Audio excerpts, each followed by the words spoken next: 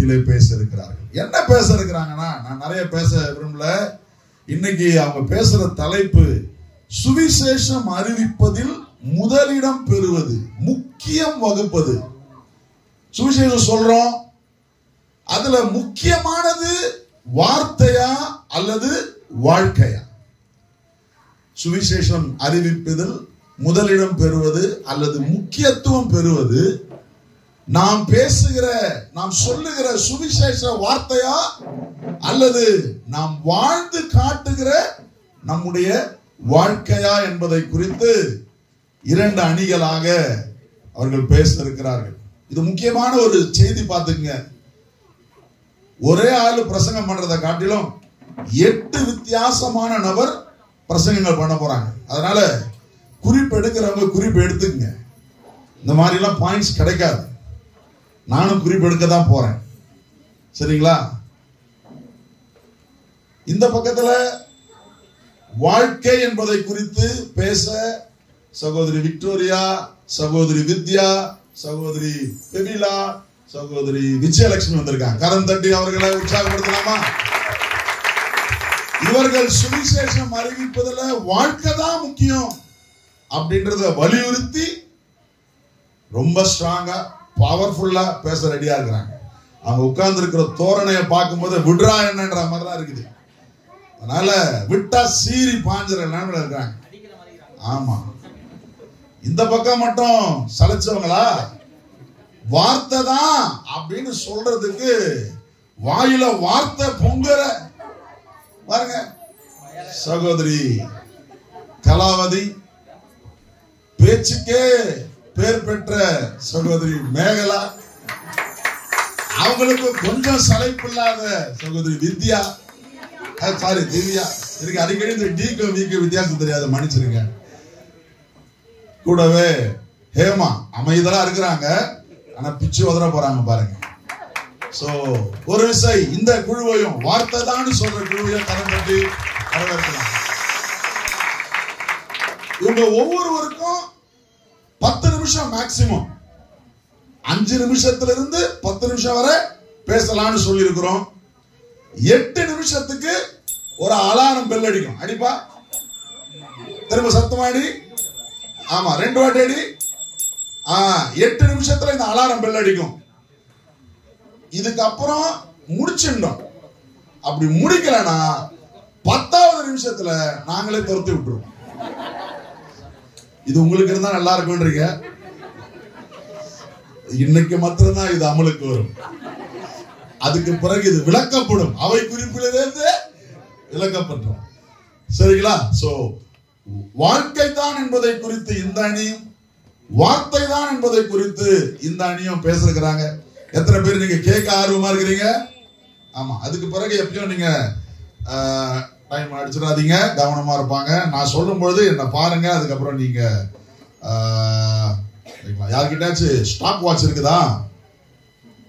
எங்க இருக்குதுன்னு தெரியலையே. ஆமா, கிளாக்ல இருக்குமா?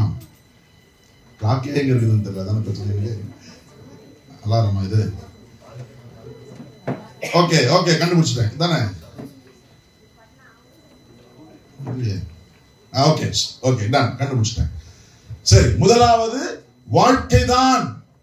சுவிசேஷம் அறிவிப்பதில் முதலிடம் வகிப்பது வாழ்க்கைதான் என்று பேசி தங்கள் அணி சார்பாக உரையை ஆரம்பிக்க சகோதரி விஜயலட்சுமி ஆவலோடு இருக்கிறாங்க. கரம் தட்டி நாம் அவர்களை வரவேற்கலாம். உங்க நேரம் ஆரம்பிச்சு.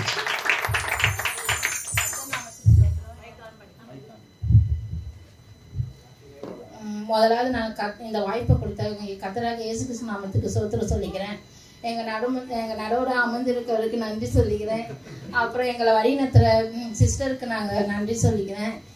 என் சொல்லையும் கேட்க வந்திருக்க என் சகோதர சகோதரிகளுக்கும் குழந்தைங்களுக்கும் நான் நன்றி சொல்லிக்கிறேன். நான் பேச வந்த சுவிசேஷத்தின் முக்கியத்துவம் வாழ்க்கை தான் இது பண்ணியிருக்கேன். நடுவர்களே இப்பயே உங்களுக்கு தெரிஞ்சிருக்கோம், முதல்ல வாழ்க்கை தான் முக்கியம்னு.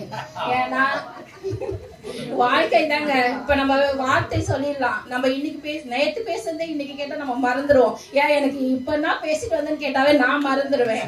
அது மாதிரி எழுதி வச்சு பேசணும்னா எனக்கு மறந்துடுவேன். அங்க பாருங்க எல்லாம் எழுதி வச்சுதான் பேசுறாங்க. அதுதாங்க வாழ்க்கையே. இப்ப நான் வாழ்க்கை ஏன் எடுத்து எனக்கு ஆண்டவர்கிட்ட கேட்டேன். எனக்கு பாசனமா சொல்லும் போதே வார்த்தையா வாழ்க்கையா கேட்டாங்க. வார்த்தையில ஒண்ணுமே இல்லை. இன்னைக்கு பேசுறது நாளைக்கு வந்துடும். வார்த்தையிலே வடை சுட்டு போறவங்க எவ்வளவு பேர் இருக்கிறாங்க. அதனால எனக்கு வார்த்தை வேணாம், வாழ்க்கை தான் வேணும். நம்ம வாழ்ற வாழ்க்கைய பார்த்துதான் ஒருத்தவங்க நம்ம எப்படி இருக்காங்கன்னு ஒருத்தவங்க இது பண்ண முடியும். என்னை பாக்குற பிள்ளைங்களும் சொல்லுவாங்க, நீங்க சிரிச்சுக்கிட்டே இருக்கீங்க, நீங்க அன்பா இருக்கீங்கன்னு சொல்லுவாங்க. எதுக்கு? நம்ம வாழ்ற நான் எப்படி இருக்கேன்னு என்னை பார்த்துதான் நம்ம தெரிஞ்சுக்கிறாங்க. நான் பேசுற பேச்ச வைக்கலையே. இப்ப மேல எல்லாரும் சொல்லுவாங்க, மேல பேசிட்டே இருக்காங்க அப்படின்னு. அவங்களோட வார்த்தை தான், அதனாலதான் அவங்க வார்த்தையை தேர்ந்தெடுத்தாங்க. ஆனா எனக்கு இல்லங்க, எனக்கு வாழ்க்கை தான் முக்கியம்னு இந்த டாபிக் நான் பேச வந்துறேன். 44 சண்டைலாம் வீட்டுல வச்சுருக்காங்க, சர்ச்சுக்கு போனாங்க. ஓரவத்தி சண்டைலாம் வீட்டுல வச்சுக்கோங்க. இப்ப நான் என்னோட இதுல சொல்றேன், நான் ரசிக்கப்பட்டது வந்து ஒருத்தவங்க வாழ்க்கைய பார்த்துதாங்க ரசிக்கப்பட்டேன். நான் எங்க வீட்டாண்ட ஒரு ஆண்டி இருக்காங்க. அவங்க பார்க்கும் போது அமைதியா, அவங்க எப்படின்னா அமைதியா இருப்பாங்க, அன்பா பேசுவாங்க. எந்த நேரம் ஜெபத்துக்கு கூப்பிட்டாலும் உடனே வீட்டுக்கு வருவாங்க. அவங்கள யார் என்ன சொன்னாலும் எதுவுமே சொல்ல மாட்டாங்க. எனக்கு பார்க்கும் போது ஆச்சரியமா இருக்கும். நம்மளாம் அப்படிலாம் இருப்போமா, இப்படிலாம் இருக்க முடியுமா யோசிப்போம். ஆனா அவங்க அப்படி இருப்பாங்க. இதே இதுல இன்னொருத்தவங்களே பாத்துக்கிற, அவங்களும் கிறிஸ்டின் தான். அவங்களும் எப்படின்னா ஏடகுடமா பேசுவாங்க, சண்டை போடுறதுக்கு மெயினா வந்து நிற்பாங்க. ஆனா இதுல என்னன்னா, நம்ம யாரை தேர்ந்தெடுக்கிறோம்னு ஒரு இது இருக்கு. நம்ம இவங்கள பார்த்து இவங்கள தேர்ந்தெடுக்கிறோமா, இவங்கள தேர்ந்தெடுக்கலாமா? ஆனா நான் ஏசப்பா சொல்லி கிறிஸ்டினாவே பொதுவா சொல்லுவாங்க, அன்பானவங்க சொல்லுவாங்க. ஏன் அன்பானவங்கன்னா, ஏசப்பா சொல்லிக்கிறாங்க, நான் உங்க இடத்துல அன்பா இருக்கிற போல நீங்களும் பிறரிடத்தில் அன்பா இருங்கன்னு சொல்லியிருக்காங்க. அப்போ இப்ப நம்ம கேட்போம், நம்மளாம் புத்திசாலிங்க இல்லையா? அவர் கடவுள், அவர் வந்து அன்பா இருந்துருவாரு, நம்ம மனுஷன் தானே, எங்களுக்கு எல்லாம் கோபம் வராதா, இது வராது. இந்த இதுக்கு தானங்க கத்தரே என்ன பண்ணாரு, நீங்க மனுஷனா போயா அப்படின்னு சொல்லி அமைச்சிருக்காங்க. அவரை மனுஷனா வந்தாரு, வந்து அவரும் மனுஷனா தானே வாழ்ந்தாரு. அவர் வாழ்ந்து நம்ம படுற பாடுகள் அவரும் பட்டாரு. ஒரு ஊழியம் செய்யணும்னு அவ்வளவு கஷ்டப்பட்டாரு. அவருக்கு அவமானங்கள்லாம் இல்லாம போயிருக்குமா, கல்லடிகள் இல்லாம போயிருக்குமா? நம்ம ஒரு எதனா ஊழியத்துக்கு போனோம்னா யாராவது எதனா சொல்லிட்டா, ஐயோ என்ன சொல்லிட்டாங்க, எனக்கு அசிங்கமா இருக்கு, நாளை ஊழியத்துக்குலாம் போக மாட்டேன் அப்படின்னு சொல்லிட்டு இருக்கிறவங்க இருக்காங்க. ஏன்னா இப்ப நிறைய பேர் ஊழியத்துல வர்றது கிடையாது. சில பேர் என்னை எதனா நினைச்சுப்பாங்க, என்ன எதனா செஞ்சிருவாங்க, அப்படிலாம் ஒரு பயம். ஆனா ஏசப்பாக்கும் அங்க உபத்திரம் இருந்துச்சுங்க. உபத்திரம் இருந்த இதுல அந்த நேரத்துல அவர் வந்தாரு, அவரும் கஷ்டங்கள் பட்டாரு, மனுஷனா வாழ்ந்தாரு. இப்படிலாம் ஒரு கேள்வி வரும்னு சொல்லிதான் அவர் வாழ்க்கைய வாழ்ந்தாரு. இப்ப நம்ம சொல்லிடலாம், ஏசப்பா பாவத்தை மன்னிக்க வந்தாரு அப்படின்னு சொல்லுவாங்க. ஆனா எல்லாம் சொல்லுவாங்க, நம்ம நம்பிடுவோமா? பெரிய வார்த்தைய மட்டும் அது இருந்துச்சுன்னா நம்ம நம்பிருக்க மாட்டோம். ஆனா அவர் வாழ்க்கைய வரல ஒரு படமா எடுத்து நம்மளுக்கு காமிச்சிருக்காங்க. நம்ம சின்ன வயசுல இருந்து ஒரு இதுல போடுவாங்க, படம் போடுவாங்க, ஏசப்பா இப்படிலாம் வாழ்ந்தாரு, இப்படிலாம் போனாரு. அதை பார்த்ததுனாலதான் ஏசப்பா வந்து இப்படிலாம் வாழ்ந்திருக்காரு, இப்படிலாம் கஷ்டப்பட்டு இருக்காரு, இப்படிலாம் நம்மள ரொம்ப இதுவா இருக்கு அப்படின்னு நம்ம பார்த்திருப்போம். அப்போ அவரும் மனுஷனா இருந்து எல்லா கஷ்டங்களும் பார்த்துக்கலாம். அவரே கஷ்டப்படும் போது நம்ம கஷ்டப்படுத்துக்கலங்க. நம்ம கடவுளா நம்ம ஏசப்பா மாதிரி முழுமையா மாறவே முடியாதுங்க. அவரோட சாயெல்லாம் மாறலாம்.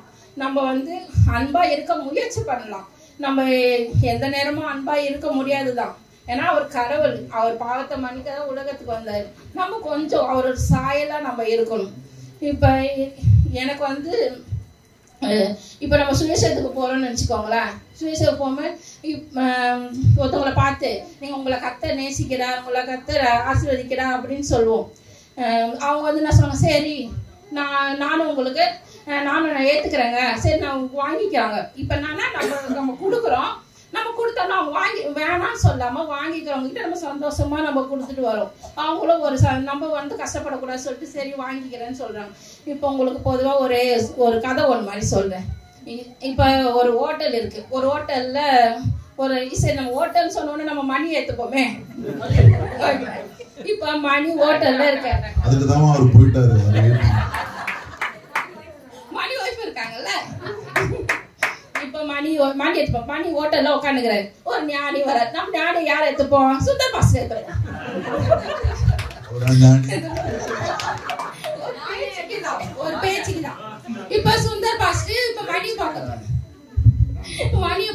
மணியை ஹோட்டலுக்கு போறாரு. மணி எப்படிப்பா இருக்க, நல்லா இருக்கியா அப்படின்னு கேட்கறது. நல்லா இருக்கேன்னு சொன்னேன். அப்போ நீ 100 வயசு நல்லா இருப்பாப்பா அப்படின்னு சொன்ன. மணிக்கு ஒரே பிரெயின் தான், அப்படியே கண்ணெல்லாம் இருக்குல்ல சந்தோஷம். ஏன்னா இந்த காலகட்டத்தில் 50 வயசு தாண்டுறது பெரிய விஷயமா இருக்குங்க. 100 வயசு நல்லா இருக்கு. எனக்கு 50 ஆயிடுச்சுமா, இப்பதான் 49 50ல இருக்கிறேன். 100 வயசு தாண்டுறது பெரிய விஷயமா இருக்கு. 100 வயசு சொன்னோட மணிக்கு ரொம்ப சந்தோஷம். இட்லி பார்சல் பண்ணுப்பா ஐயாக்கு அப்படின்னு சொல்றாரு. அப்புறமா நீ நித்தி கிழமை நல்லா இருப்பா அப்படின்னு சொல்ற. இன்னும் மணிக்கு சந்தோஷம் வேற. பொங்கல் பார்சல் அப்படின்னு சொல்றாரு. இதெல்லாம் நடந்திருக்குதா?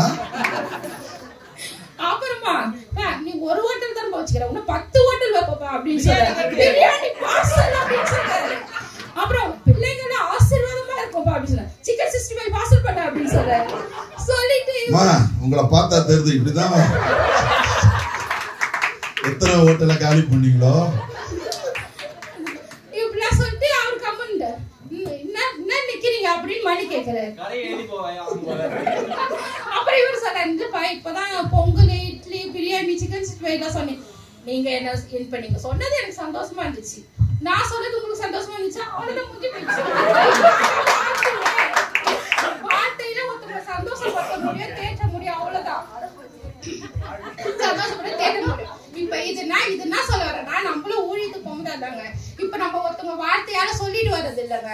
நம்ம வாழ்க்கைய அவங்க கிட்ட சொல்லணும். நம்ம வாழ்க்கையில நடந்ததை அவங்க கிட்ட சொல்லணும். இப்ப ஏசப்பா ஒருத்தவங்களுக்கு கண்ணு கொடுத்தாரு, கால் வராதவங்களுக்கு நடக்க வச்சாரு.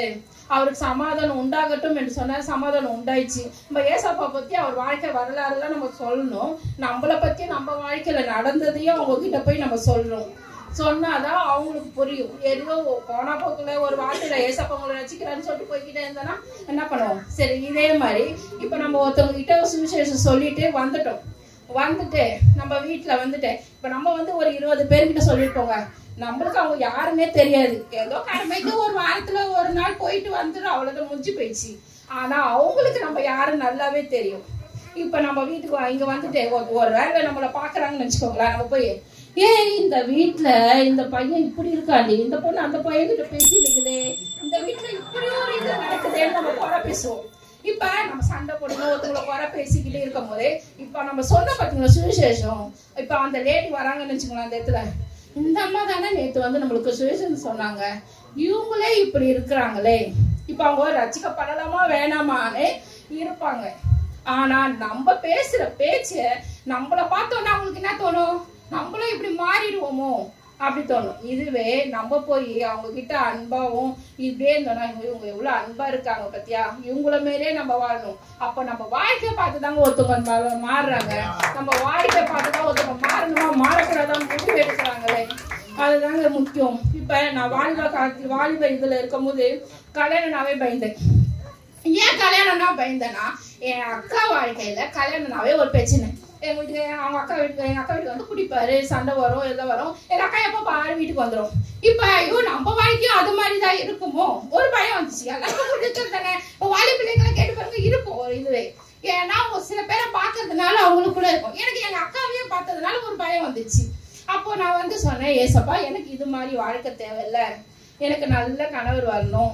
ஏன் உங்க பிள்ளை இந்த வாலிப வயசு உங்க கையில ஒப்புக்கணும், நீங்க எனக்கு நல்ல கணவரை கொடுங்க சொன்னேன். இது நான் நல்ல கணவர் வேணும் ஜெபம் பண்ணேன். ஒரு நாள் எங்க வீட்டுக்காரு எங்க வீட்டுக்கு போயிருக்காரு. எங்க அம்மா எதை வச்சு சொன்னாங்கன்னே தெரியல, என் பொண்ணு நல்லா ஜெபம் பண்ணுவா, நல்லா ஜெபம் பண்ணிட்டு இருக்கோம், ஒரு பொம்மையை வச்சு ஜெபம் பண்ணப்பான்னு சொன்னாங்க. நான் வீட்டுல சின்ன வயசுல பொம்மைலாம் நிறைய பிடிக்கும், பொம்மை வாங்கி வைப்பேன். அதுக்கப்புறம் ஒரு குழந்தை மாதிரில ஒரு பொம்மை வரும் பாத்தீங்களா, அடம்பிச்சு ஒரு பொம்மையை வாங்கினேன்.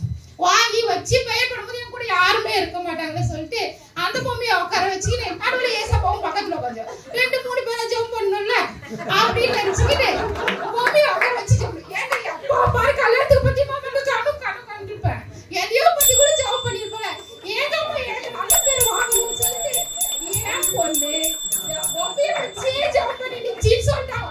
என் வீட்டுக்காரர் அப்படியே சூனிய வச்சுட்டு எனக்கு நான் கேட்டேன், என்னையா நடக்குது? எங்க அம்மா ஜன்னலாம் சாத்திக்கும்பா, கதவெல்லாம் அப்படி எங்க வீட்டுல ஜன்னலே கிடையாது. என் அம்மா எப்படி மேல விட்டுக்குது பாத்தீங்களா. நான் தான் சொன்னேன் எங்க அம்மா என்ன உயர்த்தி பேசணும்னு சொல்லிட்டு, ஆனா என்னையும் பின்னாடி அசிங்கப்படுத்திக்கிதுன்னு தெரியாம போச்சு. நீங்க ஆக்ஸ் சர்ச் விசுவாசின்னு நிரூபிச்சிட்டீங்க. நேரத்துக்கு மேல பேசுறீங்க.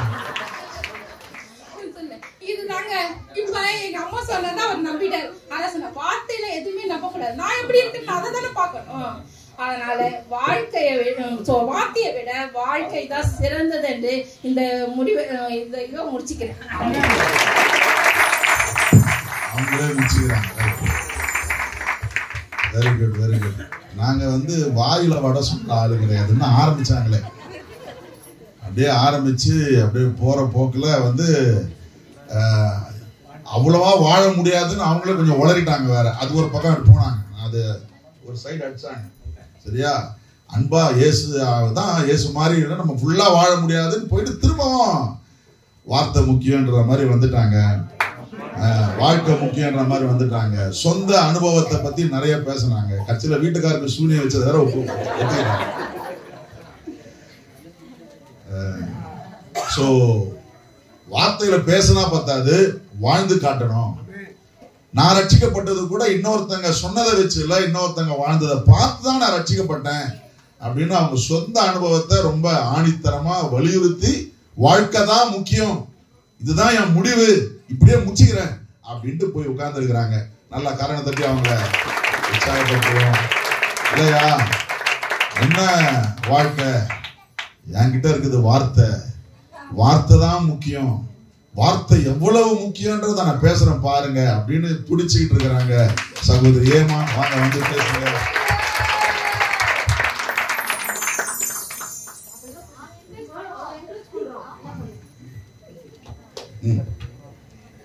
தேவனுக்கே மகிமை உண்டாவதாக. நமது அன்பார்ந்த ஆக்ஸ் இந்தியா மினிஸ்ட்ரி தலைமை போதகருக்கும் மற்றும் பாஸ்டர் அம்மாவுக்கும், எங்கள் நடுவர் அவர்களுக்கும் மற்றும் சபையாருக்கும் எனது இயேசு கிறிஸ்துவின் அன்பின் வாழ்த்துதலை தெரிவித்துக் கொண்டு, இங்கே நாம் அமர்ந்திருக்கும் அத்தனை மகளிருக்கும் எனது மகளிர் தின வாழ்த்துக்களை தெரிவித்துக் கிறிஸ்துவ சுவிசேஷத்தில் வாழ்வது வார்த்தையா அல்லது வாழ்க்கையா, வார்த்தை என்ற தலைப்பில் நான் பேச வந்திருக்கேன். நமக்கு முன்னாடி பேசின விஜயலட்சுமி அக்கா சொன்னாங்க, வாழ்க்கை பார்த்து தான் நான் ரட்சிக்கப்பட்டேன் அப்படின்னு. அவங்க வாழ்க்கை பார்த்து எப்படி ரட்சிக்கப்பட்டாங்க? அவங்க நடக்கிறத பார்த்துதான். நடக்கிறது எப்படி? பைபிளை படிச்சுதான் அவங்க நடந்திருக்காங்க. அதை பார்த்துதான் அப்போ வாழ்க்கை வாழ்வதற்கு நமக்கு வார்த்தை தாங்க ரொம்ப முக்கியம். நடுவர்களே, நோட் த பாயிண்ட். எப்படின்னா, யோவான் 1:1 ஆதியிலே வார்த்தை இருந்தது, அந்த வார்த்தை தேவனிடத்தில் இருந்தது, அந்த வார்த்தை தேவனா இருந்தது. இப்போ வார்த்தை தேவனிடத்துல இருந்திருக்கு, வார்த்தை தான் தேவனா இருந்திருக்கு. அப்போ வார்த்தை எவ்வளவு வல்லமை பாருங்க. இதே மாதிரி எசேக்கியேல் ராஜா தீர்க்க தரிசன புத்தகத்துல கூட கர்த்தருடைய வார்த்தை எனக்கு உண்டாகி, இந்த வசனம் 6வது அதிகாரத்துல இருந்து 35வது அதிகாரம் வரைக்கும் முதல் வசனம் என்னவா இருக்குன்னா, ஆண்டவரோட வார்த்தை எனக்கு உண்டாகி. அப்ப பாருங்க, ஆண்டவரோட வார்த்தை தாங்க நம்மளை நடத்துது. இதே மாதிரி போன வாரம் ஞாயிற்றுக்கிழமை ஜபத்துல கூட நம்ம ஃபாஸ்ட் பாடினார், செங்கடலை இரண்டாக பிளந்திட்டார் அதிசயம், செங்கடலை இரண்டாக பிளந்திட்டார் அதிசயம், புயல் காற்றை தம் வார்த்தையாலே அடக்கினார் அதிசயம், புயல் காற்றை தம் வார்த்தையாலே அடக்கினார் அதிசயம். இது மாதிரி தான் என் வாழ்க்கையில அதிசயம் நடந்தது வார்த்தை மூலமா. எப்படி அப்படின்னா, எங்க வீட்டுக்கார் ரொம்ப டிப்ரெஷன் ஆயிட்டாரு. நாங்க ரட்சிக்கப்படுறதுக்கு முன்னாடி நான் எந்த வழியில போறது, இந்த பாதையில போறதுன்னு ரொம்ப டிப்ரெஷன் அதிகமாயிடுச்சு. அவரை பார்த்து நான் ரொம்ப பயந்தேன். இவரை எப்படி நான் தேர்த்த போறேன் அப்படின்னு சொல்லி நான் ரொம்ப கவலைப்பட்டேன். நான் யோசிச்சது நம்ம சைக்காட்டிஸ்ட்டை கூட கூப்பிட்டு போகலாம் அப்படின்னு சொல்லி நான் யோசிச்சேன். ஆனாலும் ஆண்டவரோட வார்த்தை எங்களை அந்த அளவுக்குலாம் போக விடாம ஆண்டவரோட வார்த்தை தாங்க எங்களுக்கு பலத்தை கொடுக்குது. அது என்ன வார்த்தைனா, யோவான் 15:7, நீங்கள் என்னிலும் என் வார்த்தை உங்களிலும் நிலைத்திருந்தால் நீங்கள் கேட்டுக்கொள்வது எதுவோ அது உங்களுக்கு செய்யப்படும். இந்த வார்த்தை குறிச்சு நாங்க ஜெபிக்கும் போதுதான் அவர் விடுதலை கிடைச்சது. அவர் மறுபடியும் இப்போ நல்ல ஒரு டிப்ரெஷன்லாம் இல்லாம ஸ்மார்ட்டா இருக்கு. தேங்க்ஸ். இதே மாதிரி நம்ம பெபிலா கூட ஃப்ரைடே பிரேயர்ல சங்கீதம் 19:10 தேனிலும் தேன் கூட்டில் இருந்து ஒழுகும் எலி தேனிலும் மதுரமாய் உள்ளது, மதுரமாய் இருக்கிறது அப்படின்னு சொன்னாங்க. அது சொல்லிட்டு அவங்க சொன்னாங்க, நம்ம தினம் தேனை நம்ம எப்படி ருசி பார்த்துருக்கோமோ அது மாதிரி தினம் கர்த்தருடைய வார்த்தையை ருசி பார்க்கணும் அப்படின்னு சொன்னாங்க. அப்போ வந்து பாருங்க, அவங்க தினம் தினம் கர்த்தருடைய வார்த்தையை ருசி பார்த்ததுனால தான் இன்னைக்கு வாழ்க்கையை பத்தி பேசுறாங்க. இது மட்டும் இல்ல, எத்தனை பக்கமா இருக்கு. சரிங்க, எங்க குடும்பமே கீழே இருக்கு. நான் 10 வருஷமா அவங்களை நான் கடந்து வந்துட்டு இருக்கேன். நான் வந்து வரும்போதெல்லாம் வந்து அவங்கள பார்ப்பேன், ரொம்ப சந்தோஷமா இருப்பாங்க அவங்க குடும்பமா எல்லாருமே. நான் வந்து யோசிப்பேன், இவங்க சந்தோஷமா இருக்காங்க, எனக்கு மட்டும் ஏன் எல்லா நேரமும் நான் அழுதுட்டே இருக்கேன், எனக்கு ஏன் இவ்வளவு கஷ்டம் அப்படின்லாம் யோசிப்பேன். யோசிச்சாலும் நான் வாரம் சர்ச்சுக்கு வரலாம் எனக்கு வந்து தோணாது. அப்போ வந்து எனக்கு என்ன நடந்துச்சுன்னா, ஆண்டவரோட வார்த்தை மூலமா தான் எனக்கு தொட்டாரு. எனக்கு 6 வருஷமா குழந்தை இல்லாம இருந்தேன். நாங்க போகாத ஹாஸ்பிட்டல் இல்லை, நாங்க பண்ணாத ட்ரீட்மெண்ட் இல்லை. அது வந்து எனக்கு வந்து ஃபெர்டிலிட்டி ஹாஸ்பிட்டலுக்குலாம் போய் 4 முறை ஃபெர்டிலைசேஷன் பண்ணியே எனக்கு வந்து குழந்தை உருவாகல.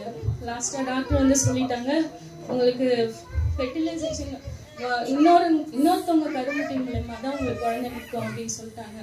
அப்போ நான் வந்து அம்மா அப்பாட்டுக்கு வந்து ரொம்ப அழுதேன், இந்த மாதிரி எனக்கு நடந்துச்சு அப்படின்னு சொல்லிட்டு.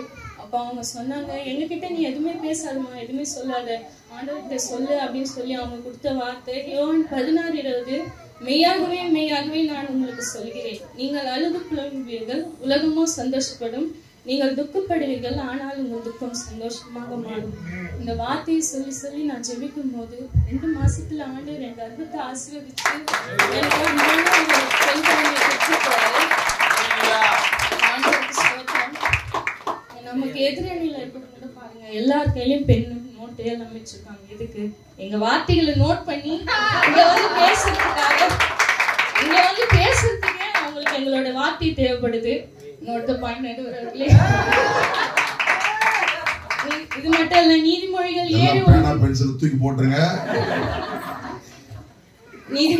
7:1-2 என் மகனே, நீ என் வார்த்தைகளை காத்து என் கட்டளைகளை உன்னிடத்தில் பத்திரப்படுத்து, என் கட்டளைகளையும் என் போதகத்தையும் கண்மணி போல காத்துக்கொள்ள, அப்பொழுது பிழைப்பார். இதே மாதிரி ஆபிரகாமோட வாழ்க்கையை நம்ம படிச்சிருக்கோம். அவர் வந்து ஆண்டவருடைய வார்த்தை கீழ்ப்படிஞ்சு ஈசாக்க வந்து கூட்டு போவார் தகன பலியிட. உடனே ஆண்டவர் சொல்வாரு, பிள்ளையாண்டல் மேல கைய போடாது அப்படின்னு சொல்லுவாரு. அவர் சொன்ன வார்த்தையை அவர் கீழ்ப்படிஞ்சதுனால இன்னைக்கு வந்து அவர் வந்து ஆசீர்வாதம் பெற்றாரு. அது மாதிரிதான் நான் இங்க வந்து பேசுறதுக்கு கூட எனக்கு தைரியம் இல்லை. எல்லாரும் எனக்கு தைரியம் கொடுத்தாங்க, அப்பயும் எனக்கு தைரியம் வரல. நான் என்ன பேசணும்னு கூட எனக்கு தெரியல. ஆண்டவர் எனக்கு கொடுத்த வார்த்தை ஏசாயா 41:10, நீ பயப்படாதே, நான் உன் தேவன், உன்னுடனே இருக்கிறேன், திகையாதே, நான் உன் தேவன், நான் உன்னை நீதியின் வலது கரத்தினால் உன்னை தாங்குவேன். இந்த வார்த்தை தாங்க என்னை பலப்படுத்துச்சு. நான் இங்க வந்து பேசினது அத்தனை வார்த்தையும் நானா பேசல, ஆண்டவரோட வளர்த்துனால தான் நான் இங்க பேசுறேன். சுவிசேஷத்துக்கு போகும்போது கூட நான் வந்து எங்க வீட்டுக்கிட்ட இருக்கிறவங்க கிட்ட எல்லாம் வந்து நான் சொல்லியிருக்கேன். எல்லாரும் கேட்பாங்க, நீ கூட சர்ச்சுக்கு போறியா அப்படின்னு சொல்லிட்டு. நான் வந்து என்னோட வாழ்க்கையை பத்தி நான் அப்புறமா சொல்றேன், இயேசு உங்களை நேசிக்கிறாரு அப்படின்னு சொல்லிட்டு தான் நான் சுவிசேஷன் கார்டை கொடுத்துட்டு வந்தேன். இதே மாதிரி எங்க வீட்டுக்கார் கூட வந்து பொண்ணு பார்க்க வந்தாரு.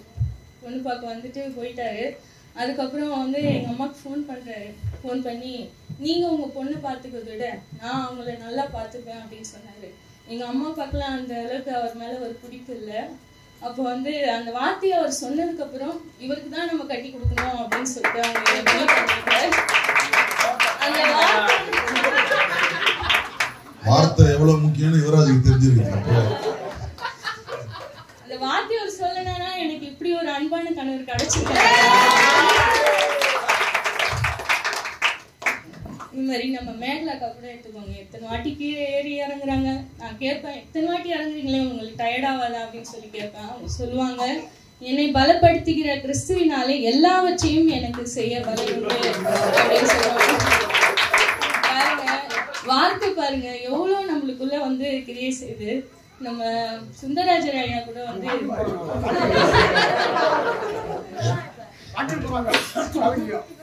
நீங்க சுந்தரராஜர் ஐயா கூட வந்து புதன்கிழமை பிரேயர்ல நமக்கு ஒரு சுவிசேஷம் இருக்காரு. என்னன்னா வந்து நம்ம வந்து ஏதாவது ஒண்ணு மாறிடலாம் அப்படின்னு சொல்லி சொன்னாரு. அப்ப சொன்னாரு, நம்ம வீட்டை சுத்தமா வச்சுக்கிறது, ஒட்டரை அடிக்கிறது இதெல்லாம் கூட ஒரு சாதனை தான் அப்படின்னு சொன்னாரு. இன்னைக்கு அவர் சொன்ன வார்த்தை, நான் எங்க ஒட்டரை பார்த்தாலும் உடனே அடிச்சிருவேன். அவர் சொன்ன வார்த்தையே ஒற்றை மட்டும் அடிக்குமா?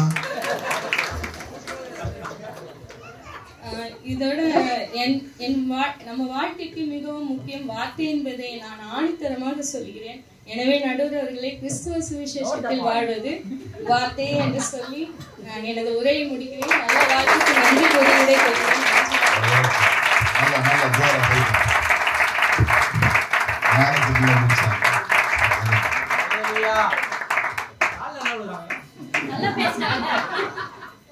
நான் பயத்தோட வந்து பேசினேன். நான் இன்னைக்கு பேசுறதுக்கே வாக்குத்தத்த வார்த்தை தான், நீ பயப்படாதே அப்படின்னு சொந்த அனுபவத்தை சொல்லி. ஆனா முதல் முறை பேசுற மாதிரி இல்ல, பல மேடைகள்ல பல இடங்களில வசனங்களை பேசுனது போல நல்லா சிறப்பா பேசுனதுக்காக வாழ்த்துக்கள். வந்தவொடனே போட்டாங்க ஒரு போடு பாருங்க. நீங்க வாழ்க்கைன்னு பேசினாலும் வார்த்தையில தானே வாழ்க்கையே இருக்குது அப்படின்னு ஒரு ஆரம்பத்துல ஒரு ஸ்டார்ட் கொடுத்தாங்க. நல்லா இருந்தது. அதோட விட்டாங்களா, ஆதியிலே வார்த்தை இருந்தது அப்படின்னு ஏசப்பா தலையிலே கை வச்சுட்டாங்க.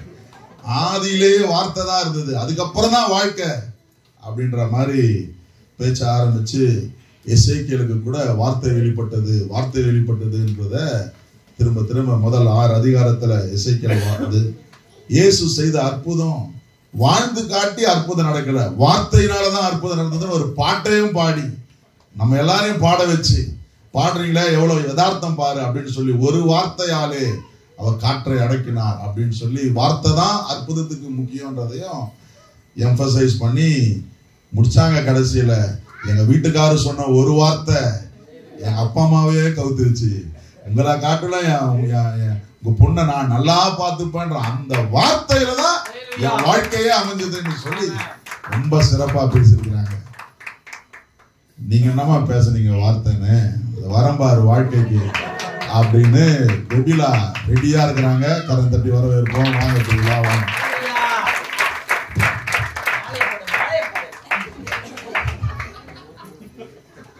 பட்டி மஞ்சம் கெட்டிக்காரர்கள் கொட்டி முழங்கும் மஞ்சம், வெட்டி பேச்சை பேசாமல் எதிரிகளின் பேச்சை தட்டி கேட்கும் மஞ்சம். இந்த பட்டி மஞ்சத்தில் பேசி பழக்கமில்லாத நான் உங்கள் முன்பே ஆண்டவராக இயேசு கிறிஸ்து கொடுத்த வாழ்க்கையின் மூலமாக பேச வந்திருக்கிறேன். நடுவர்களே, வார்த்தை தான் முக்கியம்னு அழுத்தி பேசிட்டு போயிட்டாங்க. எனக்கு சிரிப்பு வந்துட்டது. ஏன்னா பிசாசானவன் கூட அழகாக வேத வாக்கியமும் வசனமும் பேசுவவன்.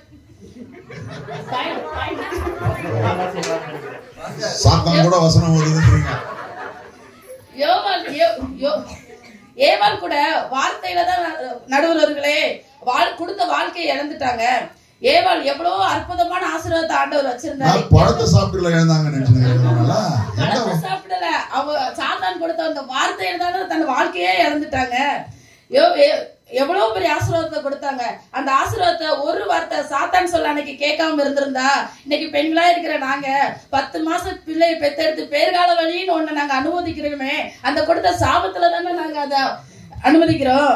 அது மட்டும் நடக்கலன்னா இன்னைக்கு அவங்க வாழ்க்கை எப்படி இருந்திருக்கும், எங்க வாழ்க்கை எப்படி இருந்திருக்கும். சரி, இதெல்லாம் ரைட்டு. ரூத் இத யாங்கிட்ட கேட்க கூடாது, அங்க கேட்கணும். ரூத் நெகேமிக்கு 2 மருமகளும் சிறு வயசுலயே விதவையாயிட்டாங்க. அவங்க நெகேமி சொல்றா, எனக்கு தான் வாழ வயசு முடிஞ்சு போச்சு, நீங்க வாழ்ற வயசு, உங்க அம்மா அப்பா வீட்டுக்கு போய் உனக்குன்னு மறுமணத்தை நீ செய்து கொள்ளு அப்படின்னு சொல்றாங்க. சொல்லும்போது ஓர்பால் வந்து சொல்றா, அப்பா எப்பம்பா தன் மாமியார் வாயில இருந்து இந்த வார்த்தை வரும், எப்படி பாஸ்டர் முடியும் போது ஆமேன்னு சொல்லும் போது எல்லாரும் எப்பம்பா என்று சொல்லுவோம் அப்படி சொல்ற மாதிரி அப்படின்னு சொல்ற மாதிரி ஓர்பால் வந்து அத்தைய கட்டி பிடிச்சு முத்தம் கொடுத்து பாயின்னு காட்டிட்டு போயிட்டா. ஆனா ரூத் என்ன செஞ்சா, கடைசி வரைக்கும் தன் மாமியார் கூட அப்படி கைப்பிடிச்சு நின்னாங்க. அவளுக்கு கிடைச்ச ஆசீர்வாதம் எப்படிங்க, அவன் வாழ்க்கை எப்படிங்க இருந்துச்சு, அதை பத்தி தாங்க நான் வாழ்க்கையை பத்தி பேச வந்திருக்கேன். சரி, நான் ஒரு எதிரடியை பார்த்து நான் ஒரே ஒரு வார்த்தை கேட்கிறேன். வாழ்க்கை நல்லா இருக்குன்னா கொஞ்சம் கோவத்தை குறைக்கணும். சரி, எதிரணியை பார்த்து இவ்வளவு நேரம் உங்களைய பத்தி கேட்டேன். எதிரணியை பார்த்து ஒரே ஒரு கேள்வி கேட்கிறேன். போன வாரம் நம்ம அங்கிள் ஒருத்தர் வந்தாங்களா, அவங்க பேர் என்ன தெரியுமா உங்களுக்கு? தெரியுமா சொல்லுங்க. பேர் தெரியுமா? தெரியாது. எங்க அணியை பத்தி நான் கேட்கட்டா? பேர் என்ன?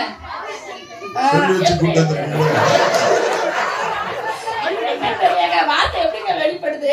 வார்த்தை எப்படிங்க வெளிப்படுது? எப்பப்பா முடிப்பாங்க பாஸ்ட், எப்பப்பா மைக்க வச்சுக்கு இறக்குவாரு, எப்பப்பா வாசல இருந்து ஓடலாங்குது. எத்தனை பேர் உட்கார்ந்துட்டு இருக்கீங்க? இதுல இருந்தே தெரியும் உங்க வாழ்க்கை எப்படி இருக்குதுன்னு. நாங்க கடைசி வரைக்கும் இருந்து எல்லா வேலையும் செஞ்சுட்டு வந்திருக்கிறவங்க ஒவ்வொரு வார்த்தையும் பேசுறதுக்கு அவங்க பேர் என்னன்னு எங்களுக்கு தெரியுது. இதுல இருந்தே தெரியும் வாழ்க்கை எவ்வளவு முக்கியம்னு. போன வாரம் கொடுத்த மெசேஜை கேட்டாலே இவங்களுக்கு தெரியாது பாஸ்ட் என்ன பேசுனாங்கன்னு. இவங்க பேச வந்துட்டாங்க. 2 டைரி எழுதிட்டு வந்துட்டு எங்க அக்கா சொன்னாங்க வாழ்க்கையை வார்த்தையை பத்தி பேசுங்கன்னு. 1 மாசமா தூங்காம இல்லாம இருந்து வாழ்க்கைக்குள்ள அதை தயாராகி வந்து இன்னைக்கு வார்த்தையை பத்தி பேச வந்திருக்கிறாங்க. இவங்கெல்லாம் பேச வந்திருக்கிறாங்க, நாங்களா கேட்க வந்திருக்கிறோம்.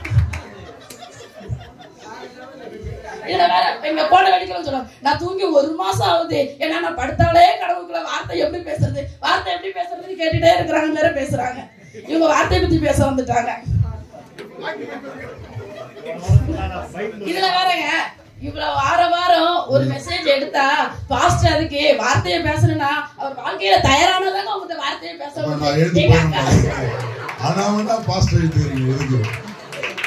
எங்க அக்கா காபி குடிச்சாதாங்க இங்க வந்து வார்த்தையில அவங்க பேசவே முடியுது. வாழ்க்கைக்குள்ள உள்ள போனாதாங்க வார்த்தை கூட கொட்ட முடியுது. சும்மா வந்தாப்புல வார்த்தையை மட்டும் பேசிட்டு போக முடியுமா? நைட்டு ஃபுல்லா கண்ணு முழிச்சு இந்த வார்த்தையாவே போயிடக்கூடாது, எங்க மக்கள் வாழ்க்கைக்குள்ள ஒரு வாழ்க்கை பாடமா உருவாகணும்னு நான் வாழ்க்கையை அர்ப்பணிச்சு பேசுறாங்க. முடியுமா?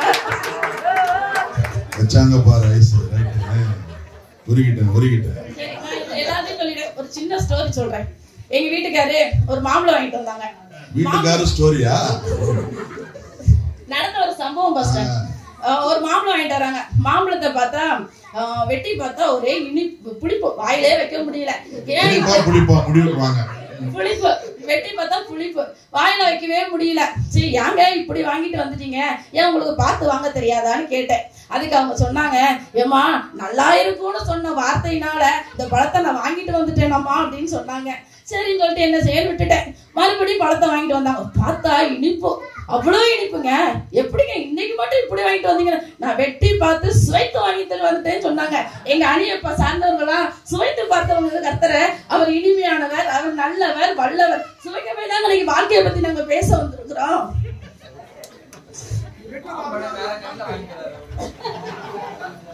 சரிங்க, நான் வந்து சின்னதுல இருந்து ஆர்சி சபைக்குள்ள வந்தவாதான். ஆர்சி சபைக்குள்ள வந்து ரட்சிக்கப்பட்டு வார்த்தையை மட்டுமே கேட்டு வாழ்ந்துகிட்டு இருந்தவாதான். எனக்கு வந்து இவ்வளவுக்குள்ள சுவிசேஷம் இருக்கு, இப்படி பைபிளுக்குள்ள இவ்வளவு அர்த்தங்கள் இருக்குன்னு எனக்கு தெரியாது. ஆனா என்னைக்கு நான் இந்த சபைக்குள்ள வந்தனோ வந்துதாங்க என் வாழ்க்கை மறுரூபம் ஆச்சு. இன்னைக்கு இந்த சபைக்குள்ள வந்து இப்படிதான் இருக்கணும், இதுலதான் வாழ்க்கை இருக்குதுன்னு ஒவ்வொருடைய வாழ்க்கையை பார்த்து தாங்க நான் கட்சிக்கொண்டேன். ஆர்சிக்குள்ள இருந்திருந்தேன்னா இன்னும் நான் அப்படியே தாங்க இருந்திருப்பேன். இன்னைக்கு என்ன கொண்டு அநேக சாட்சிகளை சொல்ல முடியுங்க. அப்படிப்பட்ட வாழ்க்கை தாங்க நான் வாழ்ந்துகிட்டு இருக்கிறேன். ஒரு வாரம் பெபிலா சர்ச்சுக்குள்ள வரலன்னா பெபிலாவைங்க அப்படி காடுகிற இடத்துல தாங்க நினைக்கிற வாழ்க்கை வாழ்ந்துகிட்டு இருக்கிறேன்.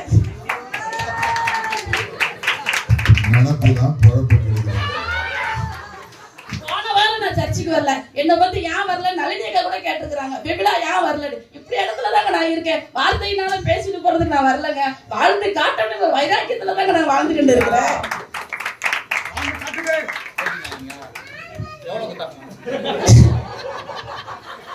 இதுல இருந்தே தெரியுதுங்க வார்த்தை எவ்வளவு முக்கியம்னு. வாழ்க்கையினால வாயினால வடை சுட்டுட்டு இருக்கிறவங்க தாங்க எதிரணி. நாங்க வாழ்ந்து காட்டு எதையும் சாதிப்பான்னு துணிச்சு நிக்கிறோங்க. நீங்க என்ன செய்வீங்க நாங்க பாக்க. இதுல வேற சவால், நான் இங்க எப்படி பேசுவேன் நான் பார்க்க தானே போறேன். உங்களை வச்சு செய்யறேன், உங்க மூக்கா இருக்கிறோன்னு அந்த வாயினால வடை சுட முடியும். நீங்க செஞ்சு பாருங்க, பாக்குறோம் நாங்க.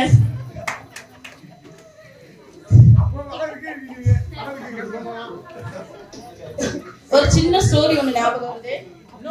ஒரே ஒரு ஸ்டோரி. ஒரு கிராமத்து ஊழியத்துல ஒரு ஊழியக்காரங்க இருக்கிறாங்க. ஊழியக்காரங்க வந்து சர்ச்சுக்கு போலான்னு சொல்லிட்டு ஹஸ்பண்ட் ஒய்ஃப் வெளியில கிளம்பி வந்துட்டாங்க. வந்துட்டு பாக்குறாங்க, பார்த்தா ஒரு கோழி 4 வீட்டுக்கு அடுத்த ஒரு கோழிங்க தான் வீட்டு முன்னால போய்கிட்டு இருக்குது. அவருக்கு அந்த கோழி மேல ஆசை வந்துருச்சு. அந்த கோழியை பிடிச்சி கவுத்து அப்படின்னு சொல்லி கவுத்தியாச்சு. கவுத்துட்டு இவங்க சர்ச்சுக்கு போயாச்சு. போயிட்டு நல்லா உட்காந்துட்டு உபதேசம் கொடுக்குறாங்க. உபதேசம் கொடுத்தா சொல்றாங்க, அடுத்த ஒரு பொருளை இச்சையாது இருப்பதாக. அடுத்த ஒரு பேர்ல அடுத்தவங்க பொருள் மேல நீ ஆசைப்பட்டா உனக்கு பரலோகம் கிடைக்காது, நரகம் தான் கிடைக்கணும். இதை சொல்லிக்கிட்டே இருந்தாப்புல அவங்க மனைவிக்கு மனசுக்குள்ள குத்திக்கிட்டே இருக்கு. ஐயோ, அடுத்த வீட்டு கோழி எல்லாம் நம்ம அடைச்சு போட்டு வந்திருக்கிறோம் அப்படின்னு சொல்லிட்டு இது வேகமா போய் அந்த கோழியை திறந்து விட்டுடுச்சுங்க. அதுக்கப்புறம் இவர் நல்லா முடிச்சு சரி இன்னைக்கு நம்ம கோழி கொதி இருக்கோம் வீட்டுல, ஒரு பிடி பிடிக்கலாம். இப்ப இன்னைக்கு எல்லாருமே சண்டே, எல்லாருமே கறி கடைக்கு தான் போக முடிஞ்ச உடனே. ஏன்னா இன்னைக்கு பாசம் ஒரே சர்வீஸ் வர கொடுத்துட்டாங்களா, முடிஞ்ச உடனே எப்பப்பா கோழி கடைக்கு போகலாம், எப்பப்பா கறி வாங்கலாம் நம்ம உட்காந்துக்கிட்டு இருக்கிறோம். இப்படி இருக்கும்போது இவர் வேகமா எல்லாத்தையும் முடிச்சுட்டு பசியில ஓடி வராரு. வந்தா தான் மனைவி எப்ப என்ன பண்ண சோறு போடுமா அப்படின்னு சொல்லும் போது மனைவி சோத்தையும் ரசத்தையும் தொகையிலையும் வைக்கிறா. கேக்குறாரு ஏமா கோழியெல்லாம் என்ன பத்தி தான் பேசுறீங்க?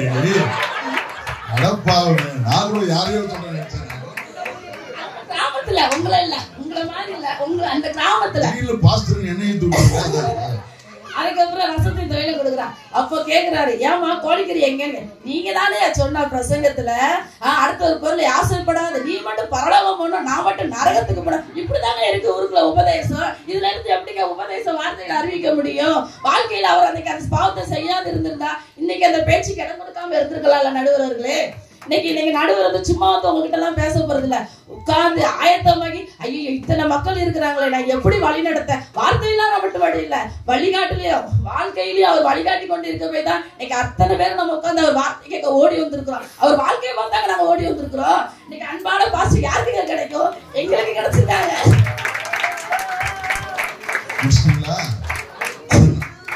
எங்க நடுவுல வச்சு நான் ஒரே ஒரு சாட்சி மட்டும் சொல்றேன். எங்க நடுவுல வந்து சண்டை யாரு பத்திரிக்கை வச்சா அவங்க யார் வீட்டுக்குமே ஃபங்க்ஷன் போக மாட்டாங்க. ஏன்னா சர்ச்சுக்கு ஆண்டவர் தான் முக்கியம்னு வாழ்க்கையில வாழ்த்து காட்டி கொண்டு இருக்கிறாங்க.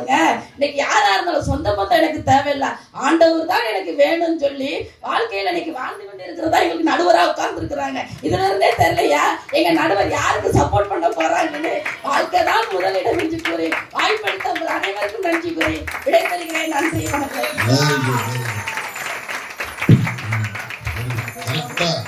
கரெக்டா 9:39 முடிச்சிட்டாங்க, 10 நிமிஷத்துக்குள்ள. Very good, very good, very good. என்ன காரணம், என்ன சாரம், அப்படியே அனல் பறக்க அப்படியே செதற விட்டுட்டாங்க. அவங்க வீட்டுக்காரு ஏமாந்தது விஷயத்தை கூட சொல்லி வார்த்தையினால ஏமாந்தாரு அப்படின்லாம் சொல்லி, சாத்தான் கூட வசனம் பேசுவான். சாத்தான் பேசின வார்த்தையை கேட்டுதான் ஏவாலே விழுந்துட்டா. சாத்தான் கிட்ட சாத்தான் வாழ்ந்து காட்டுவானா, வார்த்தை பேசினான்லாம் சொல்லி, மாம்பழ கதையை சொல்லி, கிராமத்து பாஸ்டர் கதையை சொல்றேன்னு சொல்லி, எல்லாரையும் வாழ்க்கை தான் முக்கியம், வார்த்தை ஒன்னலடா வேஸ்டடான்னு வார்த்தையை பஞ்சர் ஆக்கிட்டு உட்காந்துக்கிறாங்க. கொஞ்சம் கோபத்தை குறைச்சிக்குமா, இறங்கி போய் பிபி எப்படி செக் பண்ணிட்டா கூட நல்லா இருக்கும்னு நினைக்கிறேன். என்ன வேகம், என்ன வேகம், சரி இது என்ன வேகம், நான் வரம்பா அறிப்போம் அப்படின்னு சொல்லி திவ்யா வராங்க. கர்த்தருடைய நாமத்துக்கு மகிமை உண்டாவதாக. கிறிஸ்துவுக்கள் அன்பான எனது ஆக்ஸ்டெக் சகோதர சகோதரிகளுக்கும் மற்றும் நடுவர் அவர்களுக்கும் காலை வணக்கங்கள். ஒரு சின்ன இன்ஃபர்மேஷனோட ஸ்டார்ட் பண்ணலாம்னு நினைக்கிறேன். வருஷம் வந்து நம்ம மார்ச் 8 வந்து விமன்ஸ் டே கொண்டாடிட்டு இருக்கோம். எல்லா வருஷமும் வருஷத்துல நிறைய நாட்கள் இருந்தாலும் எதனால நம்ம மார்ச் 8 கொண்டாடுறோம்னு யாருக்குன்னு தெரியுமா? இந்த ரீசனால தான் மார்ச் 8 விமன்ஸ் டே கொண்டாடுறாங்க அப்படின்னு. ஏன்னா 1908 வருஷம் மார்ச் 8 வந்து நியூயார்க்ல இருக்க ஒரு பஞ்சாலையில வேலை செஞ்ச 75க்கும் மேற்பட்ட பெண்கள் வந்து ஆண்களுக்கும் எங்களுக்கும் சமமான வேலை நேரம் வேணும், சமமான ஊதியம் வேணும்னு சொல்லி உள்ளிருப்பு போராட்டம் நடத்தி அதுக்காக உயிரையும் தியாகம் செஞ்சாங்க.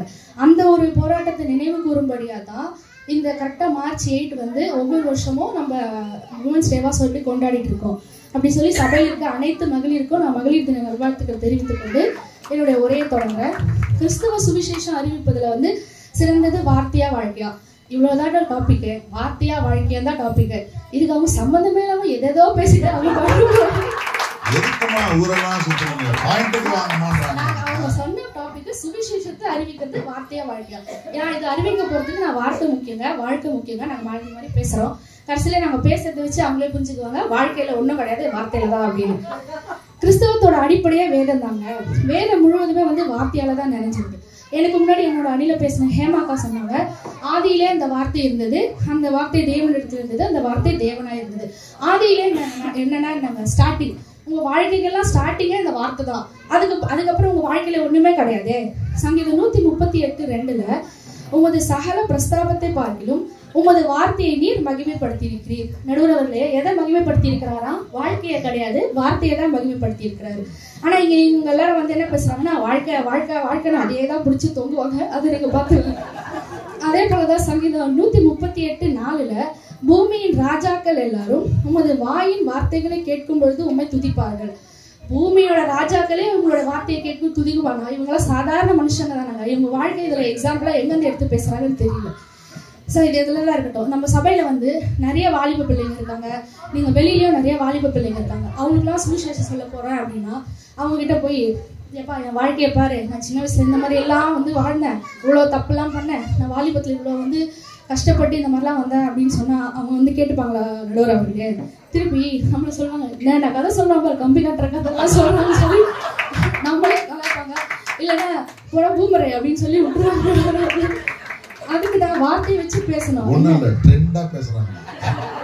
அதுக்குதான் நடுவில் வார்த்தையை வச்சு சொல்லணும். என்னது? சங்கீதம் 119:9 வாலிபன் தன் வழியை எதனால் சுத்தம் பண்ணுவான், உமது வசனத்தின்படி தன்னை காத்துக் கொள்வதாகனே. இந்த மாதிரி வசனத்தை சொல்லிதாங்க அவங்களுக்கு சுவிசேஷத்தை அறிவிக்க முடியும். கடந்த 4-5 வாரமா பாஸ்டர் வந்து மெசேஜ் எடுத்துட்டு இருக்காங்க. இயேசுனா யாரு, இயேசு எப்படிப்பட்டவர், இயேசுனா வார்த்தை. அது வந்து அந்த வார்த்தை தான் ஒளியா இருக்கிறாரு. அந்த இயேசு தான் ஒவ்வொரு மனுஷனையும் பிரகாசிக்கிற செய்யற ஒளியா இருக்கிறாரு. அவர் வந்து எந்த ஜீரோவையும் ஹீரோவாக்குற ஒரு ஒளியா இருக்காரு. இவங்க எல்லாம் அந்த வார்த்தையை கொண்டு ஹீரோ ஆயிட்டு இங்க வந்து நான் வந்து வார்த்தையை பத்தி பேச மாட்டேன், என் வாழ்க்கையை பத்தி தான் பேசி உங்களுக்கு சுவிசேஷம் அறிவிப்பேன்னு சொன்னா எப்படி நடுவர் அவர்களே? மத்தேயு 24:35 வானமும் பூமியும் ஒழிந்து போம், உம்முடைய வார்த்தைகளும் ஒழிந்து போவதில்லை. ஏங்க வானம் பூமியே ஒழிஞ்சு போயிடுமா? அதுக்கப்புறம் இவங்க வாழ்க்கை மட்டும் எங்க இருந்திருக்கும்? வாழ்க்கை முடிஞ்சவங்க ஒரு போட்டோ மாட்டி முடிச்சிருவாங்க நடுவில். அவங்க வாழ்க்கை முடிஞ்சிச்சு, வானமே ஒழிஞ்சு போகுது, வாழ்க்கை ஒழியாதா கேட்டாங்க பாரு கேள்வி. அதுக்கப்புறம் இருக்குது கடைசி வரைக்கும் இருக்குது வார்த்தை மட்டும்தான் நடுவர்களே. எபிரேயர் 4:12 தேவனுடைய வார்த்தை ஜீவனும் வல்லமையும் உள்ளதாயும் இருபுறமும் கருக்குள்ள பட்டயமாயும் இருக்கிறது அப்படின்னு ஒரு வசனம் வரும். இதே மாதிரிதான் பாஸ்டர் வந்து வாரம் மெசேஜ் எடுக்கும்போது, பாஸ்டர் எனக்கே சொன்ன மாதிரி இருக்கு, என்ன குத்தி கட்டி பேசுற மாதிரியே இருக்கு, என்ன வந்து செய்யற மாதிரியே இருக்குன்னு சொல்லி நம்மளுக்கு தோணும். அது எதனால வேலை செய்யுதுன்னா அந்த வார்த்தை நம்மளுக்குள்ள வேலை செய்யும் போதுதான் இந்த மாதிரி நம்மளுக்கு தோணும். நம்ம சொல்ற வார்த்தை தான் மற்றவங்களுக்கு வந்து சுவிசேஷத்தை அறிவிக்கும் போது அவங்களுக்கும் இதை தான் தோணும் நடுவர் அவர்களே. பைபிள்ல வந்து ஒரு சம்பவம் இருக்கு. மத்தேயு 8:8 100க்கு அதிபதி ஒரு வேலைக்காரன் சம்பவம் இருக்கும். அந்த சம்பவம் உங்களுக்கு தெரிஞ்சிருக்கும். அவன் வந்து இந்த மாதிரி என்னோட வேலைக்காரன் வந்து சுகவீனமா இருக்கான், நீங்க வந்து அவரை சுகப்படுத்தணும். அவருக்கு கீழே வேலை செஞ்சவங்க நிறைய பேர், 100க்கு அதிபதினா 100 பேருக்கு மேலதான் இவர் இருந்தாரு. அவர் வந்து சொல்லும்போது, ஏசப்பா நீங்க வந்து எனக்கு வந்து எங்க வேலைக்காரனுக்கு சுகத்தை தாங்கன்னு சொல்லும்போது, உங்க வாழ்க்கையை சொல்லி எனக்கு அவர் சுகத்தை தாங்கன்னு சொல்லணும், நீங்க ஒரு வார்த்தை சொல்லுங்க, அந்த வார்த்தையிலேயே அவர் சுகமாவான்னு சொல்லி நம்பி கேட்டாரு. அந்த சொன்ன வார்த்தையிலேயே அந்த வேலைக்காரனும் சுகமடைய செஞ்சாங்க. அப்ப இந்த இடத்துல வாழ்க்கை எதுவுமே பிரயோஜனம் இல்லை நடுவர்களே, வார்த்தை தான் ரொம்ப முக்கியம். இங்க நம்ம நிறைய பேர் வந்து கூகுள் மேப்ஸ் யூஸ் பண்ணிருப்போம். ஏன்னா எல்லாரும் அட்லீஸ்ட் ஒரு தடவையாவது இந்த கூகுள் மேப்ஸ் வந்து யூஸ் பண்ணிருப்போம். அதுல நம்ம வந்து எங்க போனோம் அப்படின்ற அந்த டெஸ்டினேஷன் நீங்க போட்டீங்கன்னா அது வந்து நம்ம போறதுக்கான ரூட்டை காட்டும், 2-3 வழி காட்டும். அது நம்ம எந்த வழி வேணுமோ அதை வந்து நம்ம சூஸ் பண்ணோம், அதை எடுத்துட்டு போய் சேர்க்கறதுக்காக பார்க்கும். இப்போ நம்ம போயிட்டே இருக்கும்போது அது வந்து ஒரு லெஃப்ட் டர்ன் எடுக்கணும் அப்படின்னு சொல்லிச்சுன்னா நம்ம மறந்து போய் அந்த லெஃப்ட் டர்னை விட்டுட்டோம்னா அது வந்து திட்டாது. இல்லை நீ வந்து சொன்னது கேட்கவே இல்லை, நான் லெஃப்ட் டர்ன் சொன்னேன் நீ பாட்டு போயிட்டே இருக்க அப்படின்னு சொல்லி திட்டாது. அது வந்து வழியை காட்டாது. சரி ஓகே நீ இந்த லெஃப்ட் டர்ன் விட்டுட்டியா, இன்னொரு 50 மீட்டர்ஸ் போனா இன்னொரு லெஃப்ட் டர்ன் வரும், இல்லை ஒரு யூ டர்ன் எடு அப்படின்னு சொல்லி காட்டும். அதே மாதிரி தான் இந்த வார்த்தை வந்து நீங்க எங்க போய் சேரணுமோ கடைசியில ஆண்டவர்கிட்ட போய் சேரணும்னா அந்த வார்த்தையும் அதே மாதிரி உங்களை கடைசியில எங்க கொண்டு வந்து சேர்க்கணுமோ அந்த இடத்துல வந்து சேர்க்கும். அதே இவ்வளவு ஏங்க பைபிள்ல வந்து புதிய ஏற்பாடுல அதிக நிருபங்கள் எழுதியது வந்து பவுல். அவர் மனசு மாற தேவைப்பட்டது வந்து யாருடைய வாழ்க்கையும் கிடையாது. அவர் மனசு மாற தேவைப்பட்டது ஒரே ஒரு வார்த்தை, தேவனே நேர்ல வந்து அப்போஸ்தலர் 9:5 நீ துன்பப்படுத்துகிற இயேசு நானே, முள்ளில் உதைப்பது உனக்கு கடினமா அப்படின்ற அந்த வார்த்தையை மட்டும்தாங்க சொன்னாரு. சொன்ன மாத்திரத்துல வந்து அவர் பவுல் அவரோட வாழ்க்கையை ஒப்பு கொடுத்து தேவரே நான் என்ன செய்ய திட்டமா இருக்கிறீங்கன்னு சொல்லி அவர் வாழ்க்கையை அர்ப்பணிச்சாரு. அந்த இடத்துல அவங்களுக்கு தேவைப்பட்டது வந்து யாரோட வாழ்க்கையும் கிடையாது, எந்த ஒரு அவர் பார்த்து மாறத்துக்கான வாழ்க்கையை கிடையாது, வார்த்தை மட்டும்தாங்க அவங்க தேவைப்படுது. இதெல்லாம் இருக்கட்டும். ஒவ்வொரு சண்டே கிளாஸ் எடுக்கிறாங்க, சண்டே கிளாஸ் ஆண்டி அவங்க வந்து பசங்கிட்ட சொல்லுவாங்க, புதுசா பசங்களை கூட்டுவாங்க, அவங்க ஃப்ரெண்ட்ஸ்லாம் கூட்டுவாங்க அப்படின்னு சொல்லுவாங்க. சொல்லி வர பசங்களுக்குலாம் வந்து நானும் ஜம்போ அங்குலாம் எப்படிலாம் வாழ்றேன் பாத்தீங்களா, நீங்க அந்த மாதிரிலாம் வாழணும், அந்த மாதிரி வாழ்க்கையை பார்த்து நீங்க வந்து மாறணும்னு சொல்லி சொல்றது கிடையாது. ஒவ்வொரு கதை எதுல எடுக்கிறாங்க, பைபிளை பேஸ் பண்ணி தாங்க எடுக்கிறாங்க. ஒவ்வொரு வார்த்தை நியூ இங்கிலீஷ் வேர்ட்ஸ் தான் சொல்லி தருவாங்க. எதை பேஸ் பண்ணி எடுப்பாங்க, பைபிளை பேஸ் பண்ணி தாங்க எடுப்பாங்க. இவ்வளோலாம் சொல்லிட்டு ஆனா இங்க வந்து சண்டே கிளாஸ் சண்டே உட்கார்ந்து இருக்கிறது என்னன்னா வாழ்க்கையில வந்து உட்கார்ந்து இருக்காங்க. இந்த மாதிரி சின்ன வயசுல சண்டே கிளாஸ்ல அந்த மாதிரி கேட்டு பிற்காலத்துல வந்து சர்ச்சுக்கு வந்து அவங்க மனசு மாதிரி சர்ச்சுக்கு வந்து ரட்சிக்கப்பட்டவங்க நிறைய பேர் இருக்காங்க நடுவர் அவர்களே. இதே மாதிரி பைபிள்ல வந்து யோனா கதை இருக்கு. யோனா 1:1 கர்த்தருடைய வார்த்தை யோனாவுக்கு உண்டாகி அவரை வந்து நினிவேக்கு போ அப்படின்னு சொல்லியிருப்பாரு. ஆனா அந்த சம்பவம் உங்களுக்கு தெரிஞ்சிருக்கும். அவர் வந்து நினிவேக்கு போகாம தர்ஷீஷ்க்கு போயிருப்பாரு. அவர் வந்து அந்த சம்பவத்துல என்ன ஆகுனா, அவர் கடல் ரொம்ப கொந்தளிச்சு அவரை கடல்ல தூக்கி போட்டுருவாங்க. 3 நாள் மீனோட வயிற்றுல இருப்பாரு. அவரு இருந்த உடனே திருப்பியும் வெளியில வந்ததுக்கு அப்புறமா தேவன் வந்து 2ஆம் தரம் சொல்லுவாரு, நீங்க திருப்பி போ, நீ நினிவேக்கு போ அப்படின்னு சொல்லி அந்த வார்த்தை அவருக்கு வந்து உண்டாகும். அவர் சொல்றதை கேட்டு திருப்பி நினிவேக்கு போய் அங்க போய் அவர் என்ன சொல்வார்னா, இந்த மாதிரி மக்களே நான் வந்து 3 நாள் மீனோட வயிற்றுல இருந்தேன், இதெல்லாம் பார்த்து நீங்க மனசு மாறுங்க அப்படின்லாம் சொல்லவே இல்லை. அவர் என்ன சொல்றாருன்னா, கர்த்தர் சொன்ன வார்த்தை இன்னும் 40 நாள்ல வந்து நினிவே வந்து அழிக்கப்பட்டு போகும் அப்படின்னு ஒரு வார்த்தையை தான் சொல்லுவாரு. சொன்ன உடனே அந்த நகர மக்கள் எல்லாம் அவங்க பாவத்தை மறந்து மனம் திரும்பி அந்த தேவனை ஏற்றுக்குவாங்க. இதை பார்த்து தேவன் என்ன பண்ணுவாருன்னா, ஓகே அவங்க மனசு வந்து மாறிட்டாங்க அப்படின்னு சொல்லி அவளை அழிக்காம விட்டுருவாரு. ஆனா இவ்வளோ ஒரு வார்த்தையால ஒரு நகரத்தையே மாற்ற நினைச்ச யோனாவால வந்து அவரோட வாழ்க்கையை முடிஞ்சிடும். அவர் எந்த மாதிரி முடிஞ்சது ஒரு வாழ்க்கை அப்படின்னு பைபிள் எதுவுமே போடவே இல்லை. சரி, இவங்க சொன்னாங்களே போன வாரம் இந்த கிதியோன்ல இருந்து வந்திருந்தாங்க அப்படின்னு சொன்னாங்கல்ல, அப்போ நம்மளாம் நம்ம கிட்ட இந்த பெஸ்ட் காணிக்கையை கொடுத்து நம்ம வந்து ஹெல்ப் பண்ணோம். நம்மளால முடிஞ்ச ஒரு உதவியை செஞ்சோம். எதுக்கு? அங்க வந்த ஆன்டி அங்கிளோட புக்கெல்லாம் அவங்க லைஃப் லெசன் வாழ்க்கையை வந்து புக்கா பிரிண்ட் பண்ணி எனக்கு கொடுக்கறதுக்கு அங்க பேசணும் கிடையாது. பைபிள் வார்த்தையை வந்து பிரிண்ட் பண்றதுக்காக பேசணும். வார்த்தையை பிரிண்ட் பண்றதுக்கு தானமா காணிக்கை கொடுத்தோம். இப்போ வந்து அவங்க சொன்னாங்க ஜெயில அங்க இருந்து கொடுத்த வார்த்தை வந்து ஜெயில வந்து யாருமே போய் ஒரு வாழ்க்கையை குறிச்சு சுவிசேஷம் சொல்ல முடியாது ஜெயில. அந்த இடத்துலயுமே வந்து அந்த வார்த்தை தாங்க போய் வேலை செஞ்சு அவர் ஜெயில இருக்கிற மனசு மாற உதவி செஞ்சது. இந்த மாதிரி நிறைய பாயிண்ட்ஸ் சொல்லலாம் நடுவர் அவர்களே. அது மாதிரி ஒரு சின்ன இது சொல்லிடுறேன். பபிலாக்கா வந்து இப்ப சொன்னாங்க, நான் வந்து அவங்க வீட்டுக்காரர் வந்து மாம்பழத்தை டேஸ்ட் பண்ணி பார்த்து வாங்கி வந்தாருன்னு. இப்போ முடிஞ்சோடனே எல்லாரும் பபிலாக்கா கடைக்கு போறோம். போய் எல்லாரும் சாம்பிள் வாங்கி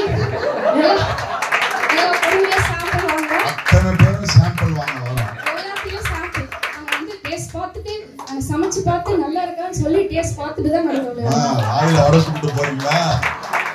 இந்த மாதிரி நிறைய பாயிண்ட்ஸ் பேசலாம். எனக்கு பின்னாடி என்னோட அடியில இருக்கிறவங்க வந்து இன்னும் தெளிவா உங்களுக்கு சொல்லுவாங்க. வாழ்க்கையில ஒன்றும் கிடையாது, வார்த்தையில தான் அப்படின்னு சொல்லி வாய்ப்பளித்த பாஸ்டர்மாக்கும் பாஸ்டருக்கும் சபையில் அனைவருக்கும் நன்றி கூறி விடைபெறுகிறேன்.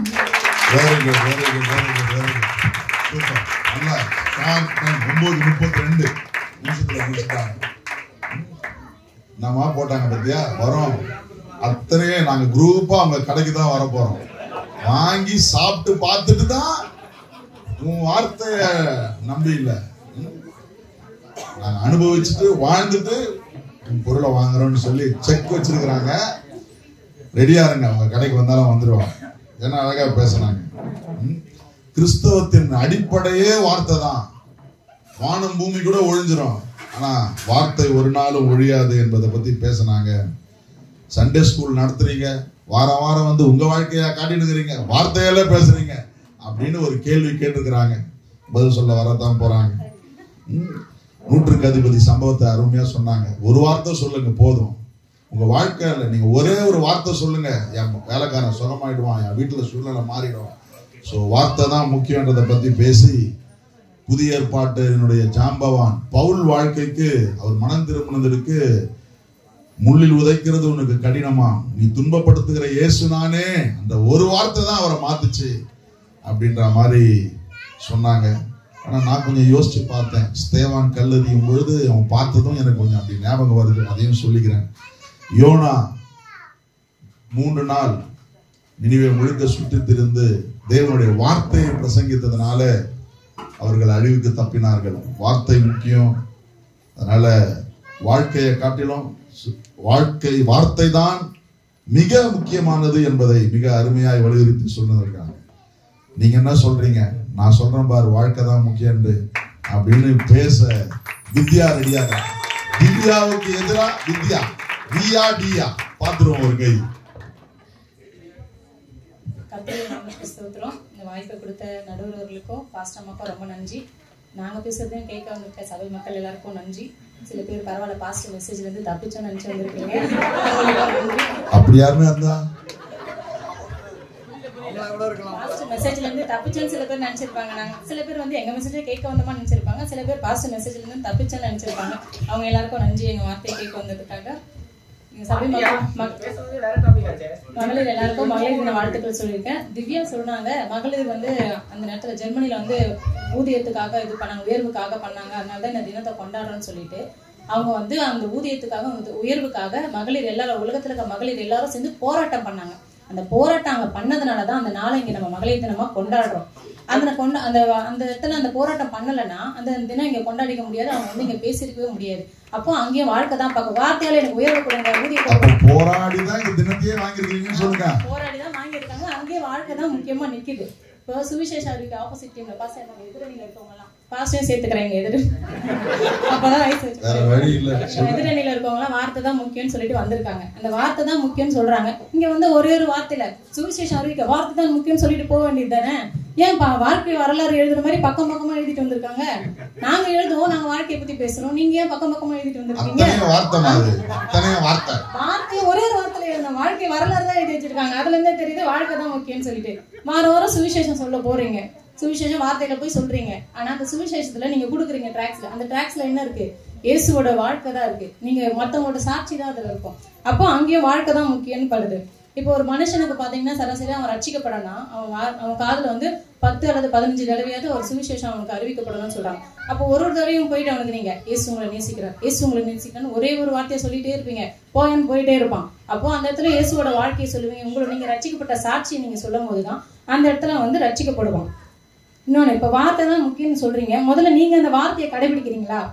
மத்தேயு 6:19 பாத்தீங்கன்னா பூமியிலே உங்களுக்கு பொக்கிஷங்களை சேர்த்து வைக்க வேண்டாம் சொல்றாரு. பூமியில உங்களுக்கு பொக்கிஷங்களை சேர்த்து வைக்காம இருக்கீங்களா? வார்த்தையை கடைபிடிச்சீங்களா? இப்ப மகளிர் தினத்தையே புதுக்கோட கடையில் வந்து உட்காந்து இருக்கீங்க. இதுல இருந்து என்ன தெரியுது? உங்க வீரவத்தாரமா இருக்குமா நகை சேர்த்து வைக்கிறீங்களா? சேர்த்து வைக்கிறீங்களா? நாளைய தினத்துக்காக மத்தேயு 6:36 சொல்லிட்டு 34 நாளைய தினத்தை குறித்து கவலைப்படாதிருங்கள், நாளைய தினம் நாளைக்காக கவலைப்படும், அதே நாளுக்கு அதே பாடு போதும்னு சொல்றாரு. நாளைய தினத்துக்கு குறித்து கவலைப்படாம இருந்தீங்களா? இப்போ அந்த நாளைக்கு அது பாடு போதும்னு சொல்றாரு. இப்போ இன்னைக்கு ஒரு நாளைக்கு சமைக்கணும்னு 1 கிலோ அரிசி மட்டும் வாங்கி சமைச்சுக்கிறீங்களா? 30 நாளுக்கும் சேர்த்து வாங்கி வச்சிருக்கீங்களா? 1 கிலோ மட்டும் அரிசி வாங்கி வைக்கிறீங்களா? அப்ப எதுக்கு கவலைப்படுறீங்க நாளைய தினத்தை குறித்து? நீங்க அந்த வார்த்தை இப்ப வாழ்க்கையில் கிறிஸ்துவை கடைபிடிக்காத நீங்க, வார்த்தையில கிறிஸ்துவை கடைபிடிக்காத நீங்கள் வாழ்க்கையிலேயே கிறிஸ்துவை பேசினாலும் ஒரு பிரயோஜனமும் இல்லை, அதுக்கு பயனே இல்லை.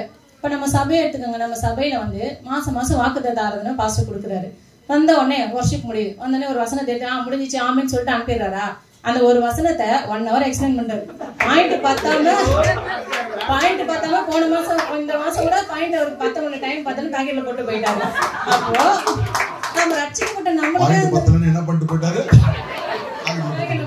ஒரு ரட்சிக்கப்பட்ட நம்மளுக்கே ஒரே ஒரு வார்த்தையில அந்த வசனத்தை சொன்னா புரிய மாட்டேது. 1 hour தேவைப்படுது. ரட்சிக்கப்படாதவங்களுக்கு நீங்க ஒரே ஒரு வார்த்தையில போய் சொல்லி என்ன புரிய வைக்க முடியும்? புரிய வைக்க முடியாது. அங்கேயும் வாழ்க்கை தாங்க பேசப்படுது.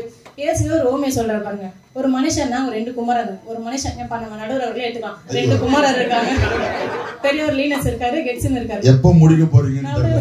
நடுவர் அவர்கள் வந்து லீனஸ் கிட்ட கேக்குறாங்க, மகனே நீ இந்த திராட்சை தோட்டத்துல நீ வேலை செய்யறியான்னு கேக்குறாரு. அவர் வந்து ஃபர்ஸ்ட் மாட்டேன்னு என்று சொல்றாரு. அப்புறம் வந்து இருந்தாலும் மாச்சே அப்பா சொல்லிட்டாரு, மனஸ்தாபப்பட்டு போய் அந்த வேலையை செய்யறாரு. 2வது இருக்காரு கெட்சன் கிட்ட வந்து அதே கேக்குறாரு, மகனே நீ இந்த திராட்சை தோட்டத்துல வேலை செய்வேன்னு கேக்குறாரு. அவர் வந்து என்ன சொல்றாரு, அப்பா போகிறேன் ஐயா டேடி அப்படின்னு சொல்லிட்டு பவ்யமா சொல்றாரு. ஆனா சொல்லிட்டு போகாம இருக்காரு.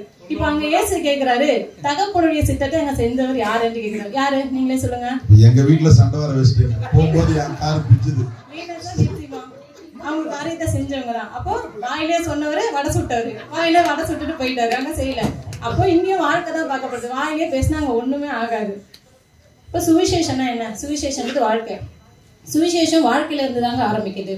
சுவிசேஷம் வாழ்க்கையில இருந்து ஆரம்பிக்குது. கிறிஸ்தவர்கள் என்றால் என்ன? கிறிஸ்துவை போல் வாழ்பவர்கள் தான் கிறிஸ்தவர்கள். இப்ப நம்ம வாயிலிருந்து வார்த்தை புறப்படுவதற்கு முன்னே நம்ம வாழ்க்கையை பாக்குறாங்க. இப்போ எனக்கு வந்து எக்ஸாம்பிள் நான் சொன்னேன்னா, எங்க வீட்டுக்கு ஆப்போசிட்ல ஒருத்தவங்க இருக்காங்க, வயசானவங்க. என்ன நம்ம மேகலா வயசு இருக்குன்னு வச்சுக்கோங்களேன். வயசானவங்க அவங்க பாத்தீங்கன்னா காலையில எழுந்தோடனே அவங்க வீட்டுல வந்து ஒரே ஜீசஸ் சாங்கோட அந்த சுப்பிரபாதம் போற மாதிரி ஜீசஸ் சாங் தான் ஃபுல்லா ஓடிட்டு இருக்கும். ஃபுல்லா பாட்டு ஓடி நாங்களும் இப்ப பரவாயில்ல காலையில இருந்து இவ்வளவு பாட்டு எல்லாம் கேட்கறாங்க அப்படிலாம் சொல்லிட்டு நினைப்போம். அப்புறம் கொஞ்ச நேரம் ஆன உடனே அப்படியே ஃபுல்லா இங்கிலீஷ் வேர்ட்ஸ் தான் வரும். இங்கிலீஷ் வேர்ட்ஸ் தான் பேட் வேர்ட்ஸ், ஃபுல்லா பேட் வேர்ட்ஸ் தான். ரெண்டு பேரும் பயங்கரமா பேட் வேர்ட்ஸ் தான் பயங்கரமா பேசிக்குவாங்க. அப்புறம் கொஞ்ச நேரம் கொஞ்சம் கீழே இறங்கி வந்தோடனே நாங்களே நீட்டு இருந்தோம், ஸ்தோத்திரம் பிரதர், ஸ்தோத்திரம் சிஸ்டர்னுவாங்க. அப்போ நினைச்சுக்கேன், இந்த மாதிரி எல்லாம் பேசுறாங்க, பாட்டம் பாடுறாங்க, இது இப்படி எல்லாம் பேசுறாங்க, எனக்கு ரட்சிக்கப்பட்ட எனக்கே தோணுது. அது வேற வாய், இது வேற வாயாமா. அப்போ அவங்க காம்பவுண்ட்ல பாத்தீங்கன்னா 10 வீடு இருக்கும். அதுல அவங்க ஒருத்தவங்க மட்டும் தான் ரட்சிக்கப்பட்டிருப்பாங்க. இப்ப அந்த இடத்துல அவங்க போயிட்டு அங்க சுவிசேஷம் அந்த வார்த்தையில சொல்லும் போது அங்க இருக்கவங்க ரட்சிக்கப்படுவாங்களா? அவங்க வாழ்க்கையை தானே பார்ப்பாங்க. இதுவே ஒழுங்கு இல்லை, இது வந்து நம்மளுக்கு சொல்லுது பாரு, அவங்க வாழ்க்கையை தான் பார்ப்பாங்க. இப்ப அப்போ இருந்து கூட இப்ப ஏமாவே எடுத்துக்காங்க. அவங்க என்ன சொன்னாங்க, கீழே இருக்கவங்க வாழ்க்கையெல்லாம் பார்த்தேன்னு சொன்னாங்க. அவங்க வந்து மேல வாழ்க்கையை பார்த்திருப்பாங்க. அதனால அவர் லோகனோட வாழ்க்கையை பார்த்திருந்தாங்கன்னா, ஏன்னா லோகனை பாத்தீங்கன்னா வெள்ளிக்கிழமை வந்து மதுரைக்கு போயிட்டாரு. ஆனா இந்த வெள்ளிக்கிழமை சண்டே சர்ச்சுக்கு எப்படியாவது வந்துட்டு அங்கிருந்து இங்க வந்திருக்காரு பாருங்க. அங்கேயே ஒரு வாழ்க்கை தெரியுது.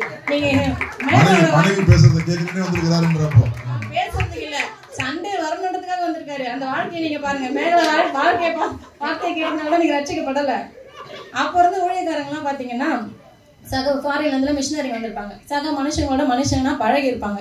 அவங்க வந்து நோயாளிங்க கிட்ட எல்லாம் போய், நம்மளாம் அந்த நோயாளிகளை போய் அவாய்ட் பண்ணிருப்போம். அவங்க போய் அவங்க கிட்ட போய் அவங்கள தொட்டு அவங்க இதெல்லாம் மெடிசன் எல்லாம் கொடுத்து அவங்கள சுகம் பண்ணாங்க. அவங்க வந்து அவங்க ஊர்ல இருந்த சொத்தெல்லாம் வித்துட்டு வந்து இங்க இருக்கவங்களுக்கு ஹெல்ப் பண்ணாங்க. அப்ப இருந்து அவங்களோட வாழ்க்கையெல்லாம் பார்த்துதான், அந்த மிஷினரிகளோட வாழ்க்கை பார்த்து அப்போ அநேக ஜனங்கள் ரட்சிக்கப்பட்டாங்க. இப்ப வேதம் வார்த்தை பைபிள் பிரிண்ட் பண்ண கிதியோனை பத்தி சொன்னீங்களே, இது எப்படி பிரிண்ட் பண்ண படிச்சு? ஃபர்ஸ்ட் சீகன் பால் இங்க வந்தாரு, எங்க இருந்து ஜெர்மன்ல இருந்து இங்க வந்தாரு. வந்து இங்க வந்து தமிழ்நாட்டுல அவர் அங்கேயே உட்காந்து வார்த்தையிலே இங்க வந்து இந்தியாவில போய் பைபிள் ரட்சிக்க பிரிண்ட் பண்ணப்பட்ட வார்த்தையில சொல்லியிருந்தாருன்னா அது நடந்திருக்காரு. கடல் கடந்து வந்தாரு. கடல் கடந்து வரணும்னா அது மாச கணக்கு ஆகும். அவர் இங்க வந்து இதை பிரிண்ட் பண்ண இங்க வந்து தமிழ் மொழியை கத்துக்கிட்டு பிரிண்ட் பண்ணாங்க. அதுக்கு அவருக்கு அவசியமே இல்லை பண்ணணும்ட்டு. அவரோட வாழ்க்கை மூலமா தான் நீங்க அதை பேசுறீங்க, அந்த வார்த்தையை எங்க நீங்க பேசுறீங்க. அவர் இங்க பிரிண்ட் பண்ணல, அது நடந்தே இருக்காது. இயேசுவே சொல்றாரு பாருங்க, ஒரு வீட்டுக்குள் பிரவேசிக்கும் போது அந்த வீட்டை வாழ்த்துங்கள் சொல்றாரு. வாழ்த்துங்கள், சமாதானம் உண்டாகட்டும் சொல்றாரு. இப்ப போனோடனே எல்லாரும் வீட்லயும் நம்ம சொல்றோம். ஆனா அந்த வீடு அதுக்கு பாத்திரமா இருந்தாதான் அந்த சமாதானம் உங்களுக்கு போகும். அபாத்திரமா இருந்தா திரும்பி உன்னிடத்திலே வர கடவுது. அப்ப இதுல என்ன தெரியுது, இயேசுவே சொல்றாரு, அந்த வாழ்க்கை உங்களுக்கு கரெக்டா இருந்தாதான் அந்த சமாதானம் உங்களுக்கு போகும். அபாத்திரமா அவங்க வாழ்க்கை சரியில்லைன்னும் போது அந்த சமாதானம் உனக்கே திரும்பி வர கடவுள்னு கடவுள் சொல்லியிருக்காரு. அங்கேயும் வாழ்க்கை தாங்க பார்க்கப்படுது, வார்த்தை கிடையாது. நடுவர்கள் எல்லாத்தையும் நோட் பண்ணிக்கோங்க. அப்போஸ்தலர் 19 பாத்தீங்கன்னா பிரதான ஆசிரியர் ஸ்கேவான் ஒருத்தர் இருந்தாங்க. அவன் வந்து ஒரு யூதன். அவனுக்கு வந்து 7 குமாரர்கள். அந்த 7 பேரும் பாத்தீங்கன்னா மந்திரவாதிங்க. அந்த மந்திரவாதிகள் எல்லாம் என்ன பண்ணாங்கன்னா, இந்த 7 பேரும் பவுலையே நோட் பண்ணிட்டு இருக்காங்க. பவுலை நோட் பண்றாங்க. பவுல் என்ன பண்றாரு, எப்படி பிசாசுகள் எல்லாம் துரத்துறாருன்னு பவுலையே நோட் பண்ணிட்டு இருக்காங்க. அப்ப வந்து அவர் இயேசு நாமத்தை சொல்லி தானே அந்த பிசாசுகள் எல்லாம் துரத்துறாரு, நம்மளும் போயிட்டு அந்த நாமத்தை சொல்லி பிசாசுகளை துரத்துவன்ட்டு பிசாசு கிட்ட போறாங்க. அந்த 7 மந்திரவாதிகளும் போறாங்க. அது போயிட்டு இயேசு நாமத்துல போ பிசாசுன்னு சொல்லிட்டு, ஆனா அந்த பிசாசுகள் எல்லாம் போல. அந்த பிசாசுகள் கேக்குது, இயேசுவையும் அறிவேன், பவுலையும் அறிவேன், நீங்கள் யார் என்று கேக்குது. அங்கேயும் வார்த்தை தாங்க சொல்றது. அந்த மந்திரவாதிங்க வார்த்தை தான் சொல்றாங்க. இயேசுவின் நாமதான் வந்து இயேசுவின் நாமன்னு வார்த்தை தான் சொல்றாங்க. அப்ப ஏன் அந்த பிசாசு போலாங்க? ஏன் அற்புதம் நடக்கல?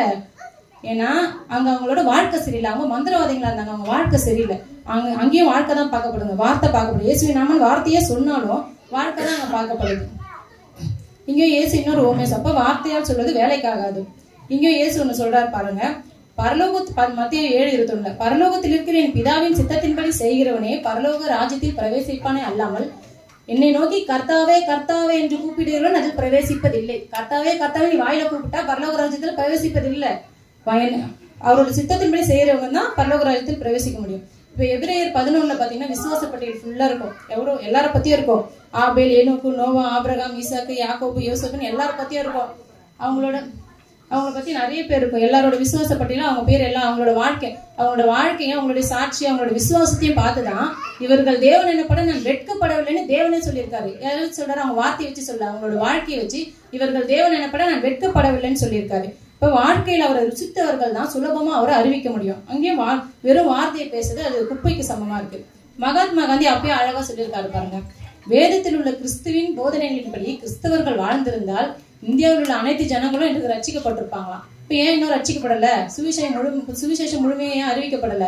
பிழை எங்க இருக்குது? நம்ம உதட்டளவில் பேசிக்கிறோம், நிஜ வாழ்க்கையில் கேள்விக்குறிகளாக இருக்கும். அப்போ உதட்டளவில் பேசுகிறோம். அவங்க இயேசு கிறிஸ்துவை அறிவிப்பதில் முதலிடம் வகிப்பது வாழ்க்கையே என்று நான் எந்த விதமான ஐயமும் சொல்லிக்கிறேன். எக்ஸாம்பிள் இயேசுவே எடுத்துக்கோங்க.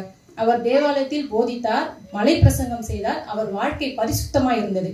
அதனால்தான் அவரோட வாழ்க்கையை பார்த்து திரளான ஜனங்கள் அவருக்கு பின் சென்றார்கள். அவர் அன்பாய் இருங்கள் என்று சொன்னார், அன்பாய் இருந்தார். அவர் நீதியின் மேல் பசிதாகம் உள்ளவர்களா இருங்கள் என்று சொன்னார், அவர் நீதிபரராய் இருந்தார். பூலோகத்தில் உங்களுக்கு பொக்கிஷத்தை சேர்த்து வைக்க வேண்டாம் என்று சொன்னார். அவர் பொக்கிஷத்தை எதுவும் சேர்த்து வைக்கலங்க. பிதாவானவர் அவரை அனுப்புனது வாழ்ந்து காட்டுறதுக்காக தான். கடைசியாக ஒரு குறிப்பு சொல்றேன். 2 தீமோத்தேயு 2:24, கொலோசியர் 3:12, 2 கொரிந்தியர் 6 முதல் 7 வரை, பிலிப்பியர் 4, 1 தீமோத்தேயு, இவர்கள் எல்லாவற்றிலும் வேதம் கூறுகிறது வாழ்ந்து காட்டும் கிறிஸ்துவன் தான் கிறிஸ்துவை முழுமையாக அறிவிக்க முடியுமே தவிர வெறும் வார்த்தையை பேசுவது அல்ல. வாழ்க்கை தான் முக்கியம் என்று நன்றி கூறி விடைபெறுகிறேன்.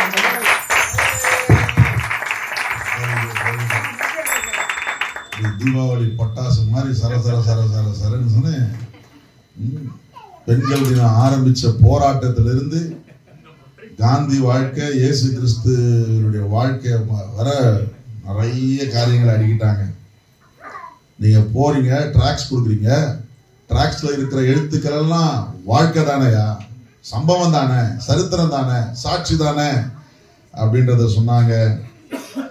கிறிஸ்தவர்கள் அவங்க பேசுறதை வச்சு இல்ல, அவங்க வாழ்க்கை வாழ்ந்ததை பார்த்து கிறிஸ்து அவர்கள் என்பதை குறித்து சொன்னாங்க.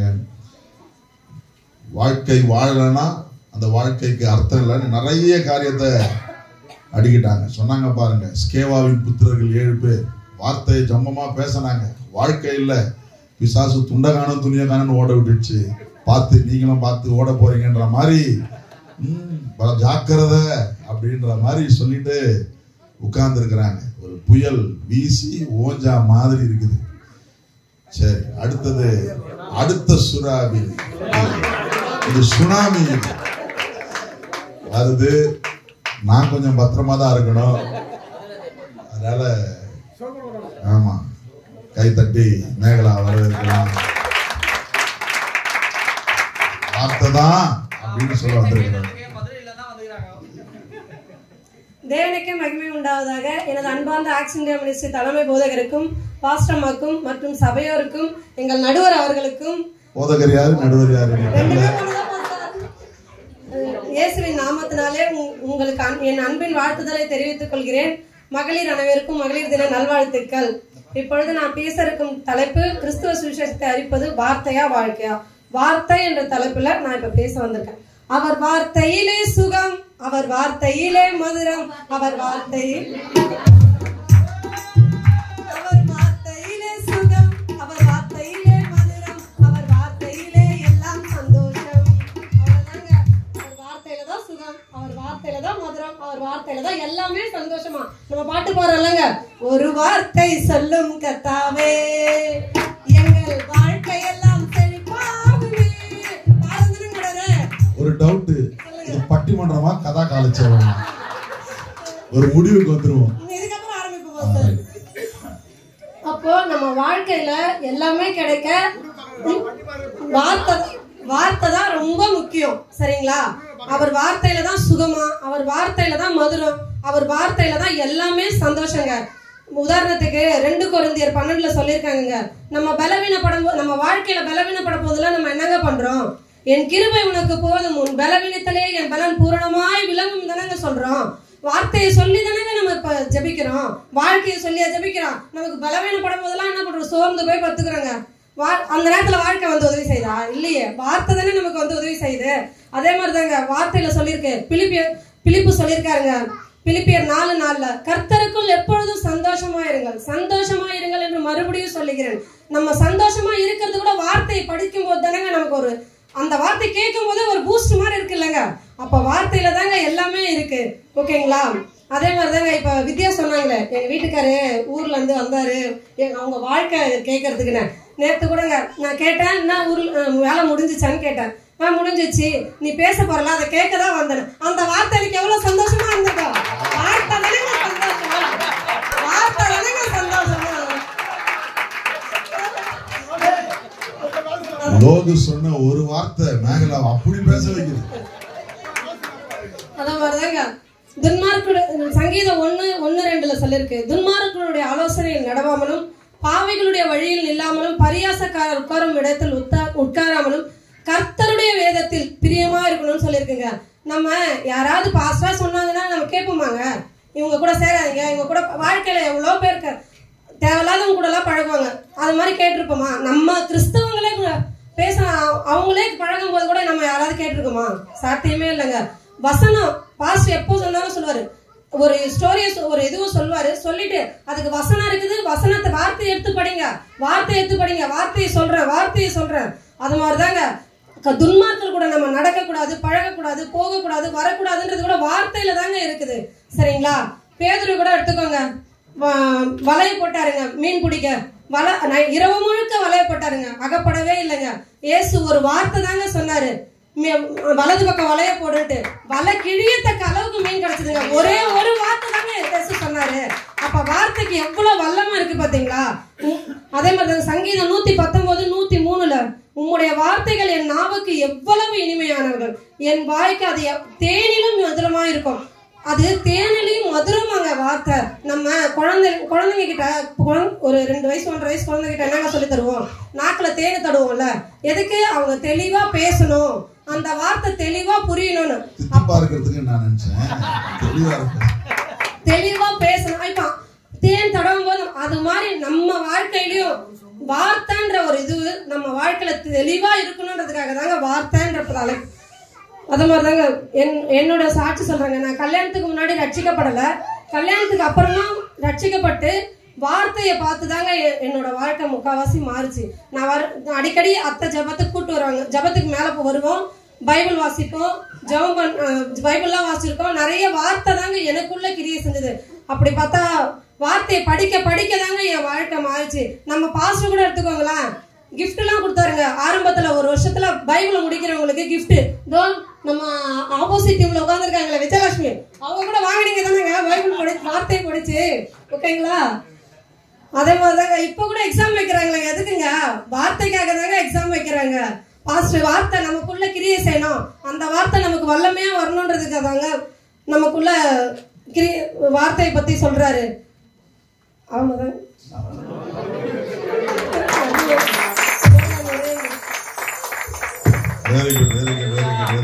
சூப்பர். ரொம்ப வேகமா ரொம்ப சிறப்பா சொல்லி முடிச்சிருக்கிறாங்க. பாஸ்டர் கிஃப்ட் எல்லாம் எதுக்கு கொடுத்தாரு?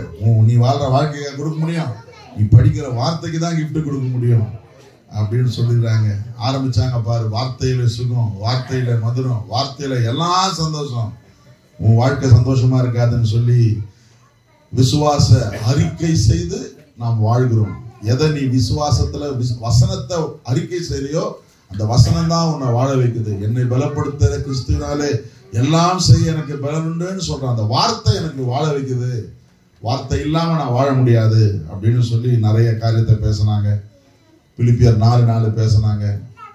இன்னும் நிறைய பேச இருக்குது, ஆனா பேசினா கேட்க மாட்டேன்னு சொல்லி போதும், இதோட நான் முடிச்சுக்கிறேன் அப்படின்ட்டாங்க. இதுவே போதும், உங்களுக்கு இதுக்கு மேல நான் கொடுத்தா தாங்க மாட்டீங்க அப்படின்ற மாதிரி சொல்லி முடிச்சிருக்கிறாங்க.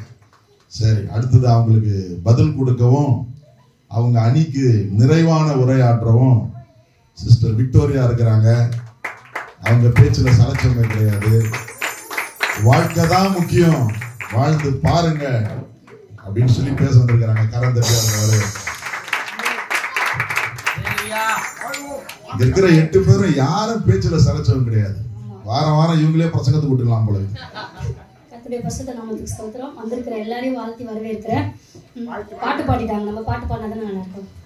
இயேசு தனக்காய் வாழாமல் அவர் நமக்காய் தானே வாழ்ந்தாரே, ஜீவனை கூட எனக்கு தந்தாரே, அதற்கு ஈடாய் என்ன செய்வாரே, நாமும் வாழ்ந்திடுவோம் இயேசுவுக்காய் ஜீவன்ல நாங்களெல்லாம் இயேசுவுக்காய் வாழோம், இருப்பதுவோ ஒரு வாழ்வு, அதை அவருக்கு கொடுத்திடுவோம்.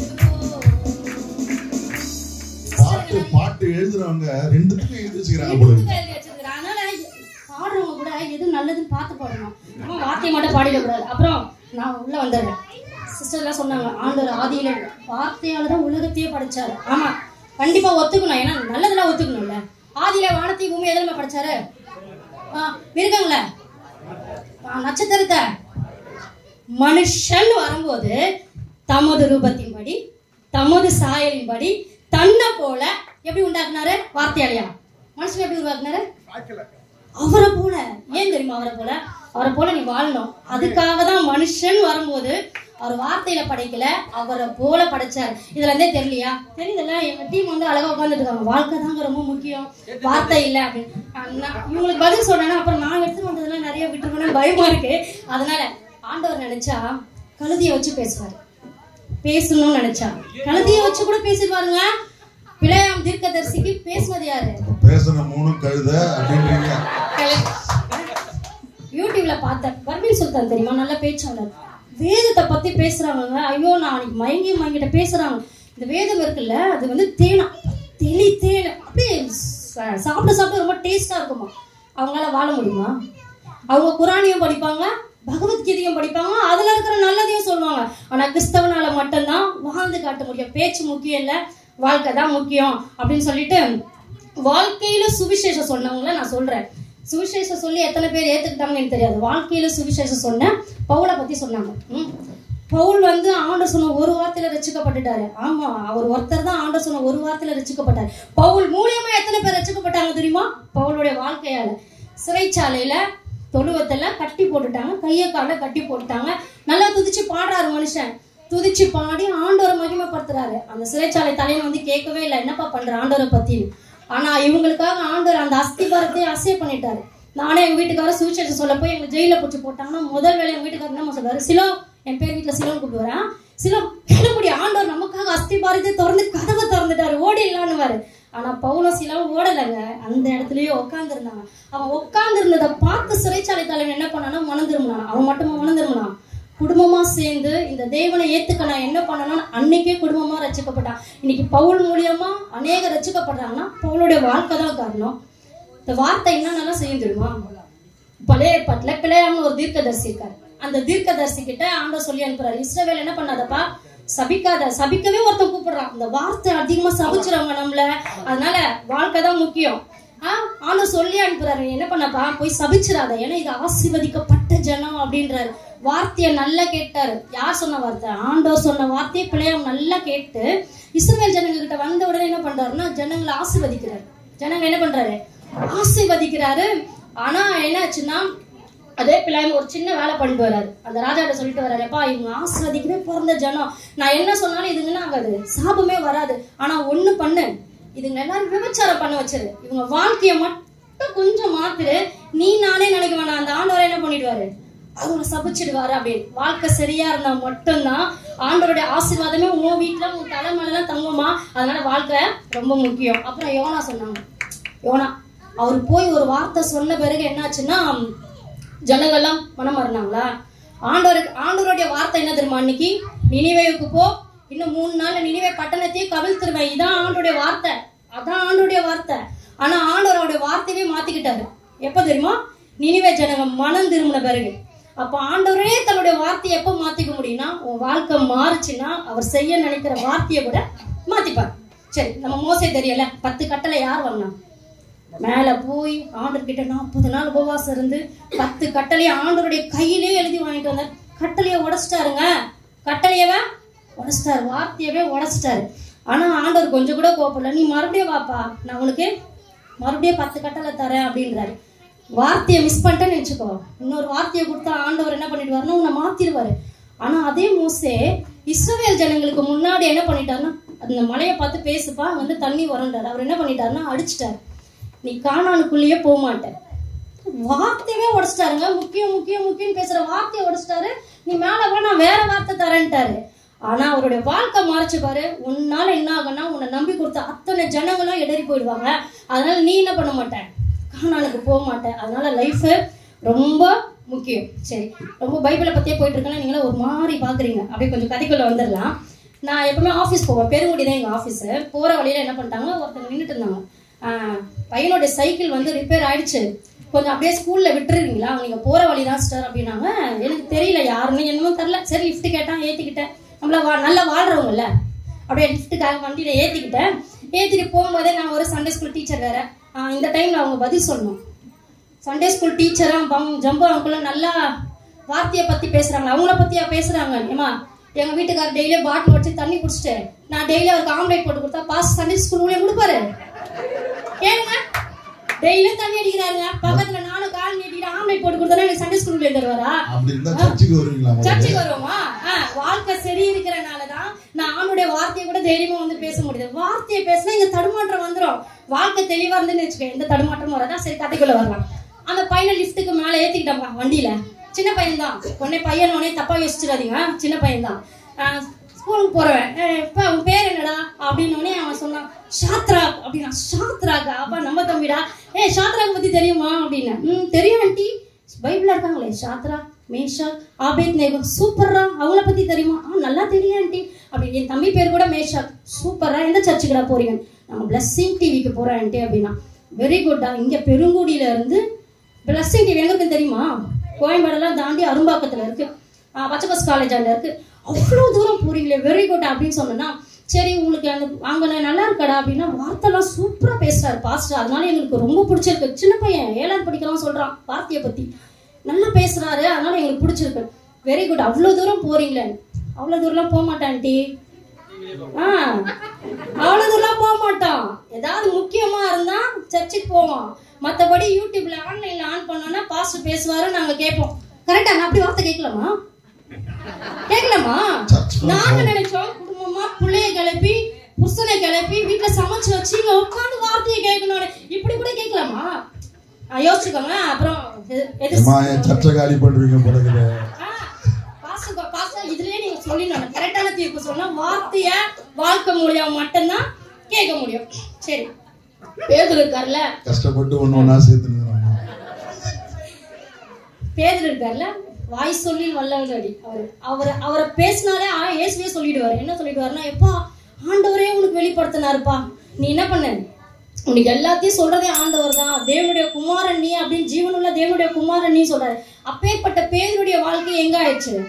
மிஸ் ஆயிடுச்சு. வார்த்தையை நல்லா பேசுறவன் உடனே சொல்லுவான், நீங்க ஜீவனையே விடக்கூடாது, என்ன பண்ண, இந்த ஜனங்களுக்காக மறிக்க கூடாது. வந்தவரையும் மறிக்கிறதுக்கு தான் நாங்க வந்தாரு. அதனால நல்லா தெரிஞ்சுக்கணும், வாழ்க்கை தான் முக்கியம் அப்படின்னு சொல்லிட்டு. சரி, அங்கங்கெல்லாம் போவேன், நான் என் லைஃப்க்கு வரேன். என் பொண்ணு வந்து ஒரு போன வாரத்தில் சொன்னா, ஒரு பேப்பரை காமிச்சா வாட்ஸ்அப்ல, காமிச்சிட்டு இதில் என்ன போட்டிருக்கேன், ஃபர்ஸ்ட் ப்ரைஸு ஸ்வீட்டி எஸ்ஏக்கு அப்படின்னு போட்டிருக்கேன், தமிழ் எஸ்ஏல.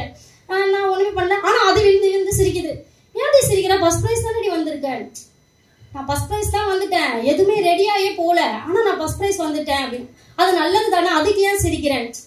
அதுல ஒன்ன பத்தி எழுதுனா ஃபர்ஸ்ட் பிரைஸ் கொடுத்துட்டான் அப்படின்ட்டு அதுக்கு என்னெல்லாம் சொல்லிச்சு. ஆனா எனக்கு என்ன தெரியுமா, நம்ம வாழ்க்கைய பத்தி நம்ம புள்ள எழுதிருக்கு, அதுக்கு ஒருத்தன் ஃபர்ஸ்ட் பிரைஸும் கொடுத்துருக்கானா, நம்ம வாழ்க்கை என் பொண்ணுக்கு மட்டும் இல்ல இன்னொருத்தனுக்கு என்ன இருக்கு, சாட்சியா இருக்கு, ஃபர்ஸ்ட் பிரைஸ் வந்திருக்குங்க. அடுத்ததான் சொல்றா என்ன காலேஜ் நடத்துறான் பாருங்க.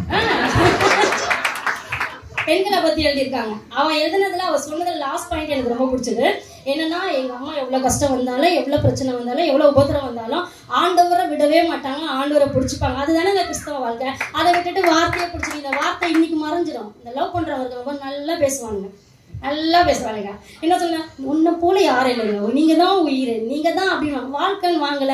அதே பொண்ணை கல்யாணம் பண்ணிட்டு வட்டா, இப்ப கொஞ்ச நேரம் வாய மூடுறியாடி, வாய கொஞ்ச நேரம் மூடாம இருக்கிறியா நீ அப்படின்னு. வார்த்தை மாறிடும். வார்த்தை மாறிடும். அந்த வாழ்க்கை இருக்கு பாருங்க, அது மாறவே மாறாது. நான் ரட்சிக்கப்பட்டேன் இல்லையா, ரட்சிக்கப்பட்டு ஆண்டவருக்குள்ள வரும்போது என்னை யாருமே சபைக்கு வந்து, எங்க வீட்டுல இருக்கிறவங்க கல்யாணத்துக்காக தான் நான் சபைக்கே வந்தேன். ஒருத்தரும் ஆண்டவரை ஏத்துக்குன்னு சொல்லல, பொட்டு வைக்காதுன்னு சொல்லல, பூ வைக்காதுன்னு சொல்லல, பைபிளை படின்னு சொல்லல, ஜெபம் பண்ணுன்னு சொல்லவே இல்லை. நான் எப்படி அப்படி உள்ள வந்தனோ, இந்த 2 நிமிஷம் இருக்கா முடிச்சிடுறேன். சரி, என்ன மட்டும் சொல்லிட்டு சரி, எப்படி வந்தனோ அப்படியே விட்டுட்டாங்க. ஆனா நான் சபைக்குள்ள போன பாருங்க, அங்க இருக்கிறவங்க போட்டி போட்டுட்டு ஜெபம் பண்ணுவாங்க. அதை பார்த்தோன்னே எனக்கு ரொம்ப ஆசை, நம்மளும் என்ன பண்ணணும், அந்த மாதிரி ஜெபம் பண்ணணும். உங்களுக்கே நல்லா தெரியும், ஜெபம் வந்தா பிச்சு மேய்ஞ்சிடுவோம். வார்த்தையை பார்த்து இல்லைங்க, அவங்களுடைய வாழ்க்கையெல்லாம் பார்த்து. நிறைய பட்டிமன்றம் பேசுவாங்க, வேத வினா போட்டிலாம் ஃபர்ஸ்ட் வருவாங்க. எனக்கு ரொம்ப ஆசை, நம்ம ஏன் அவங்கள மாதிரி பண்ண முடியாது, நம்மளும் பண்ண முடியும் அப்படின்னு சொல்லிட்டு பைபிளை ரொம்ப தீவிரமா படிக்க ஆரம்பிச்சேன். வேத வினா போட்டி. அந்த சபையில ஒரு பாஸ்டர் இருக்காரு, அவர் இன்னைக்கு எங்க என்ன பார்த்தாலும், விக்டோரியா உன்னை பத்தி நான் பேசாம இருக்க மாட்டேன், வேத வினா போட்டியில யாராவது ஃபர்ஸ்ட் வந்துட்டாங்க, நான் ஃபர்ஸ்ட் என்ன சொல்வேன்னா, விக்டோரியா இல்லைங்க, அதனாலதான் நீங்க வாங்குறீங்க அப்படின்னு. அந்த அளவுக்கு ஒரு வாழ்க்கையை நான் வாழ்ந்தேன்னா காரணம் அங்க இருக்கிற விசுவாசிகளை பார்த்து, அவங்க ஜெப வாழ்க்கை, அவங்களுடைய வாழ்க்கை பார்த்தா என் வாழ்க்கை மாறிச்சு, வார்த்தையை பார்த்து இல்லை. அதனால வாழ்க்கை தான் ரொம்ப முக்கியம்னு சொல்லி ஆணித்தனமா சொல்றேன். பாஸ்டர் தான் சொல்லுவார், பாஸ்டரும் அதுதான் சொல்லுவாருன்னு சொல்லி முடிக்கிறேன். ஆமென்.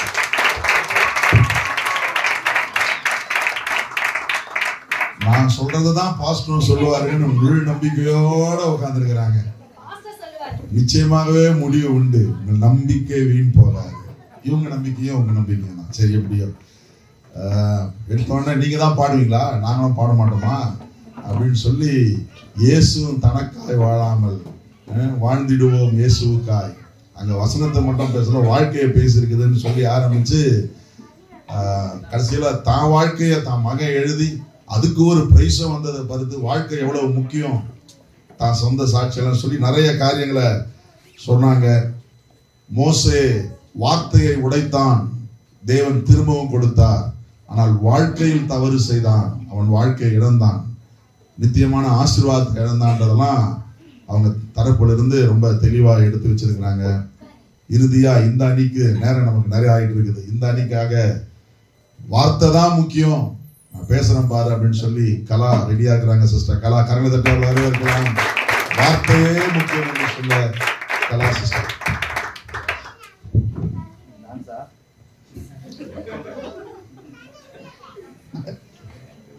சாடிடலாங்க. இங்கு கூடியிருக்கிற உங்கள் அனைவருக்கும் நடுவர் அவர்களுக்கும் என் வணக்கத்தை தெரிவித்துக் கொள்கிறேன். மகளிர் தினமாகிய இன்று நம்ம ஸ்டார்டிங் உள்ள வரும்போதே அழகா பூக்களை கொடுத்தாங்க. எப்பொழுதும் பெண்கள் பூக்களை போன்றவர்கள். மகளிர் தினம் இன்று பெண்கள் பூக்களை போல அழகுள்ளவர்கள் என்று உங்களை வார்த்தையினால் வாழ்த்தி, நீங்கள் வாழாக்காமல் தலையாகுவீர்கள், கீழாகாமல் மேலாகுவீர்கள், நீங்கள் ஆசீர்வாதமாய் இருப்பீர்கள் என்று உங்களை இன்றைக்கு நான் வார்த்தையினால் வாழ்த்தி எனக்கு உரையை கொடுத்து, நடுவர் அவர்களே இப்பொழுது நான் பேச போகிறேன். வார்த்தைகள் முக்கியங்க. வார்த்தை வல்லமை உள்ளது. கண்கள் காணும் யாவும் ஒரு நாள் மாறும், பந்தங்கள் பாசங்கள் மாறும், நாம் நம்பி உள்ள நட்பு கூட மாறுங்க, வளம் நிறைந்த உங்க வாழ்க்கை கூட மாறும். இதோ இந்த வாலிபத்தின் அழகு கூட மாறும். நான் வாலிபங்க, ஏன்னா நான் சுவிசேஷத்தை அறிவிக்கிறேன். நிலை மாறும், நிறம் மாறும், ஆனால் தேவனுடைய வார்த்தை ஒன்றுமே அழியாதுன்னு ஆணித்தனமாய் சொல்லி வார்த்தையை தொடங்குகிறேன். நடுவர் அவர்களே, எங்கள் பாஸ்டர் கடந்த 9ஆம் தேதி வார்த்தையில் தான் நாங்கள் வாழ்கிறோம் அப்படின்ற வார்த்தைய அழகாய் ஆணித்தரமாய் வார்த்தையை கொடுத்தார். அது மாத்திரமல்ல, நாம் எப்படி வாழ்கிறோம், நாம் எப்படி வாழ்கிறோம்ங்க, அழகா கருத்தாய் ஒரு வார்த்தையை சொன்னார். மனிதன் அப்பத்தினால் மாத்திரமல்ல, தேவனுடைய வாயிலிருந்து புறப்படுகிற ஒவ்வொரு வார்த்தையினாலும் பிழைப்பான். எப்படிங்க? தேவனுடைய வாயிலிருந்து புறப்படுகிற ஒவ்வொரு வார்த்தையினாலும் பிழைப்பான். உங்க வாழ்க்கை வார்த்தையில தாங்க அடங்கி இருக்கு. உங்க வாழ்க்கை எல்லாம் வார்த்தையில தான் அடங்கி இருக்குதுன்னு நான் சொல்றேன். வார்த்தை இல்லைன்னா வாழ்க்கையே இல்லைன்றீங்க. ஆமா நடுவர்களே, நான் பேசுறதற்கு நிறைய இருக்குது எதிரணியை பற்றி. ஆனா கொண்டு வந்ததை முடித்த பிறகு பேசலாம்னு நினைக்கிறேன். நடுவர் அவர்களே, நான் வாழ்க்கை பார்த்து ரசிக்கப்படல, வார்த்தையை பார்த்துதான் ரசிக்கப்பட்டேன். யாரும் அந்த அளவுக்கு வாயில போடுகிறேன். என் மகன் தேவனுடைய வார்த்தையில் தான் பிறந்தான். வாழ்க்கையில பிறக்கலங்க, என்னுடைய மகன் வார்த்தையில் தான் பிறந்தான். என்னுடைய வாழ்க்கை ரொம்ப நோயினால போயிடுச்சுங்க. வீசிங்க, குழந்தையே பிறக்க முடியாத நிலைமையில, பயங்கரமான நிலைமை. டாக்டர்கிட்ட போனோம், எங்க உங்க வாழ்க்கை உங்களுக்கு வேணும், அதனால நீங்க என்ன பண்ணுங்க, நாளைக்கு இங்க வந்துருங்க ஆஸ்பத்திரிக்கு, குழந்தை வேணாம் அப்படின்னு சொல்லி அனுப்புனாங்க. போனாங்க. வீட்டுல ரொம்ப மனசு கஷ்டம், ரொம்ப மனசு கஷ்டத்தோட ஜெபித்தேன். அங்க எனக்கு அப்ப நான் இன்னும் ரட்சிக்கப்படாத பெண்ணு, ஆனாலும் ஒரு கொஞ்சம் நான் ஒரு ஆசையா இருக்கிறதுனால எனக்கு கொஞ்சம் ஜெபிப்பேன். அப்போ ஊழியக்காரர் ஒருத்தர் வந்தார். நீங்க ஏன் சபைக்கு வரலாமே, கிறிஸ்தவங்களா இருக்கிறீங்களே அப்படின்னு. அப்படியே சுத்தி பார்த்தாரு. ஃபுல்லா வாழ்க்கைங்க, எல்லாம் வாழ்க்கை போட்டா, எல்லாம் வாழ்க்கை போட்டா. இது உங்களை காப்பாத்துதுங்க, வார்த்தை தான் காப்பாற்றணும்னு பேசினார். அப்போ நான் பாஸ்டர்கிட்ட சொன்னேன், இந்த மாதிரி ஏன் நீங்க ரொம்ப கவலையா இருக்கிறீங்க மாதிரி எனக்கு தெரியுது. ஓகே, அப்போ நான் சொன்னேன் இந்த மாதிரி நிலைமைன்னு. உடனே அவர் சொன்னாரு, சிஸ்டர் என் வாழ்க்கையை பாருங்க சிஸ்டர், எனக்கு இத்தனை புள்ள இருக்குது அத்தனை புள்ள இருக்குதுன்னு சொல்லல. ஒரே ஒரு வார்த்தையை சொன்னார். என்ன தெரியுமாங்க சொன்னார்? எழுந்திருந்து ஜெபிங்க. கர்த்தர் உங்களுக்கு என்ன வார்த்தையை கொடுக்கிறாரோ அந்த வார்த்தையின்படி செய்யுங்க. அப்புறம் நீங்க டாக்டர்கிட்ட போகாததும் வர்றது உங்க இஷ்டங்க அப்படின்னு சொல்லிட்டாங்க. காலையில எந்திரிச்சாங்க, ஜெபித்தாங்க. ஆண்டவர் அழகா பைபிள் எடுத்து எங்களுக்கு போகும்போது ஒரு பைபிளை அவர் கொடுத்துட்டு போனாருங்க. அப்போ நான் என்ன செஞ்சேன், நான் ஜெபித்தங்க. நடுவர் அவர்களே, வார்த்தையில் வல்லமை உள்ளது, வார்த்தைக்கு முடிவு இல்லை. வாழ்க்கைக்கு முடிவு இருக்கு. வார்த்தை அழியாதது ஒன்று. எப்படி நினைக்கிறீங்களா? வாழ்க்கை சீக்கிரமா முடிஞ்சு போயிடுங்க. வார்த்தை அழியவே அழியாது, ஒருபோதும் அழியாது. நம்ம எல்லாருக்கும் தெரியுங்க. அப்போ அந்த மத்தேயு 1:23 என்னுடைய மகன் பிறப்பு எடுத்து பைபிள வாசிக்கும் பொழுது அந்த வேதத்துல ஒரு வார்த்தை வந்ததுங்க. இதோ ஒரு கன்னிகை கர்ப்பவதியாகி ஒரு குமாரனை பெறுவாள், அவளுக்கு இம்மானுவேல் என்று பெயரிடுவாயாக என்று. அந்த வார்த்தையை புடிச்சோம் பாருங்க, ஓயலங்க, ஓயவே இல்ல. 9 மாசமும் ஜெபிச்சாங்க, அப்பவும் ஜெபிச்சாங்க, இன்னும் ஜெபிச்சிட்டு இருக்காங்க. இந்த நிமிஷமும் ஜெபிச்சுட்டு தாங்க வந்தேன். சரிங்களா? அப்போ கர்த்தர் டாக்டர்கிட்ட போனங்க. கேட்டாங்க, உங்களுக்கு எந்த குழந்தை பிறக்கும்? எனக்கு இம்மானுவேல் தான் பிறக்கும். எப்படி சொல்றீங்க? ஆமாங்க, வார்த்தைங்க, எனக்கு வார்த்தை நேரம் வருதுங்க, இம்மானுவேல். உடனே சொன்னாங்க, அப்படிங்களா, உங்களுக்கு எவ்வளவு விசுவாசம். ஓகே. உடனே அவங்க குழந்தை பிறந்தது. அந்த குழந்தையை தூக்குனாங்க. உடனே தூக்கிட்டு, உங்களுக்கு என்ன தெரியுமா பிறந்துக்குது? இம்மானுவேல் தான் பிறந்துக்கிறாரு அப்படின்னு ஒரு ஆச்சரியத்துல சொன்னார் நடுவர் அவர்களே. பயங்கரமான ஆச்சரியம். இவ்வளவு நம்பிக்கை அவங்களுக்கு. ஆமா, தேவனுடைய வார்த்தையின் மேல் நம்பிக்கை, மனுஷன் மேல இல்ல. அவங்க குழந்தையை எடுத்தாங்க, காதுல இம்மானுவேல் இம்மானுவேல் இம்மானுவேல் 3 முறை சொன்னாங்க. அந்த இடத்துல என் வாழ்க்கையில தேவனுடைய வார்த்தையை கிரியை செய்தது. ஓகேங்க, நம்மளுடைய வாழ்க்கை எப்படி, நம்ம வாழ்க்கையை பத்தி இவங்க வாழ்க்கைன்னு சொல்றாங்களேங்க. இப்ப நான் பேசுறேங்க, எப்படி நினைக்கிறீங்கன்னா, ஆதாமை பார்த்து தேவன் சொல்கிறாய், நீ மண்ணா இருக்கிறாய், மண்ணுக்கு திரும்புவாய். என்னங்க சொல்லிட்டாரு? நீ உயிரோட இருப்ப, 500 வருஷத்துக்கு இருப்பேன்னு சொல்ல. நீ மண்ணா இருக்கிறாய், மண்ணுக்கு திரும்புவாய். இவ்வளவு தாங்க, உங்க வாழ்க்கையை முடிஞ்சு போச்சு. உங்க வாழ்க்கை மாத்திரம் இல்ல, எல்லா வாழ்க்கையும் முடிஞ்சு போச்சுங்க. பரலோகத்துக்கே வார்த்தை தாங்க, பரலோகத்துக்கே வார்த்தை தான், வார்த்தை தாங்க பரலோகத்துக்கு. அவங்க எங்க அணியில பேசினாங்க, வானமும் பூமியும் ஒளிந்து போகும், என் வார்த்தை ஒன்றும் ஒளிந்து போவதில்லைன்னு. வானம் அழியும், பூமி அழியும், அத்தனையும் அழியுங்க, ஒண்ணு சின்னது கூட இருக்காதுங்க. ஆனா தேவனுடைய வார்த்தை இருக்குது பாருங்க, நிச்சயமா அழியாது அழியாது அழியாதுன்னு நான் சொல்றேங்க. நான் இன்னும் சொல்ல போனாங்க, இயேசுவின் பிறப்பு வார்த்தை தாங்க, அவருடைய இறப்பும் வார்த்தை தாங்க, அவருடைய உயிர் தெழுதலும் வார்த்தை தாங்க, அவர் பரம் ஏறும் பொழுதும் வார்த்தை தாங்க. ஏன் சொல்ற தெரியுமா? அவர் பரம் ஏறும் பொழுது அவர் அவர்களை நோக்கி, நீங்கள் உலகம் எங்கும் போய் சர்வ சிருஷ்டிக்கும் சுவிசேஷத்தை பிரசங்கியுங்கள். எப்படி? சர்வ சிருஷ்டிக்கும் கடந்து போய் சுவிசேஷத்தை அறிவிங்கள் சொல்லி அவர் இயேசு அழகாய் தன்னுடைய சீசர்களை பார்த்து வார்த்தையை சொன்னார். இன்னைக்கு நாங்க என்னங்க செஞ்சுட்டு இருக்கோம்? என்ன செஞ்சுட்டு இருக்கோம்? அந்த வார்த்தை தாங்க இன்னைக்கு, அந்த வார்த்தை தான். நடுவர் அவர்களே, இன்னைக்கு நம்ம சபையில எல்லாம் ஊழியத்துக்கு போறாங்க. வார்த்தையை கொண்டு உலகம் எங்கிலும் போய் பிரகாசிக்கிறாங்க. அங்க போய் வார்த்தையை சொல்றாங்க. இயேசு உங்களை நேசிக்கிறார், உங்க துக்கம் சந்தோஷமாய் மாறும். எப்படிங்க? இந்த துக்கத்தை சொன்னால போங்க, ஜனங்க கீழே விழுந்துருவாங்க.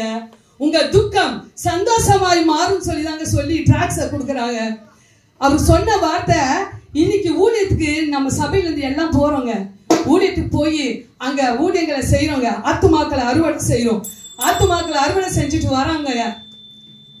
அறுவடை செஞ்சுட்டு வார்த்தையால் மாத்திரமே ஆத்துமாக்களை நாம் அறுவடை செய்கிறோம்.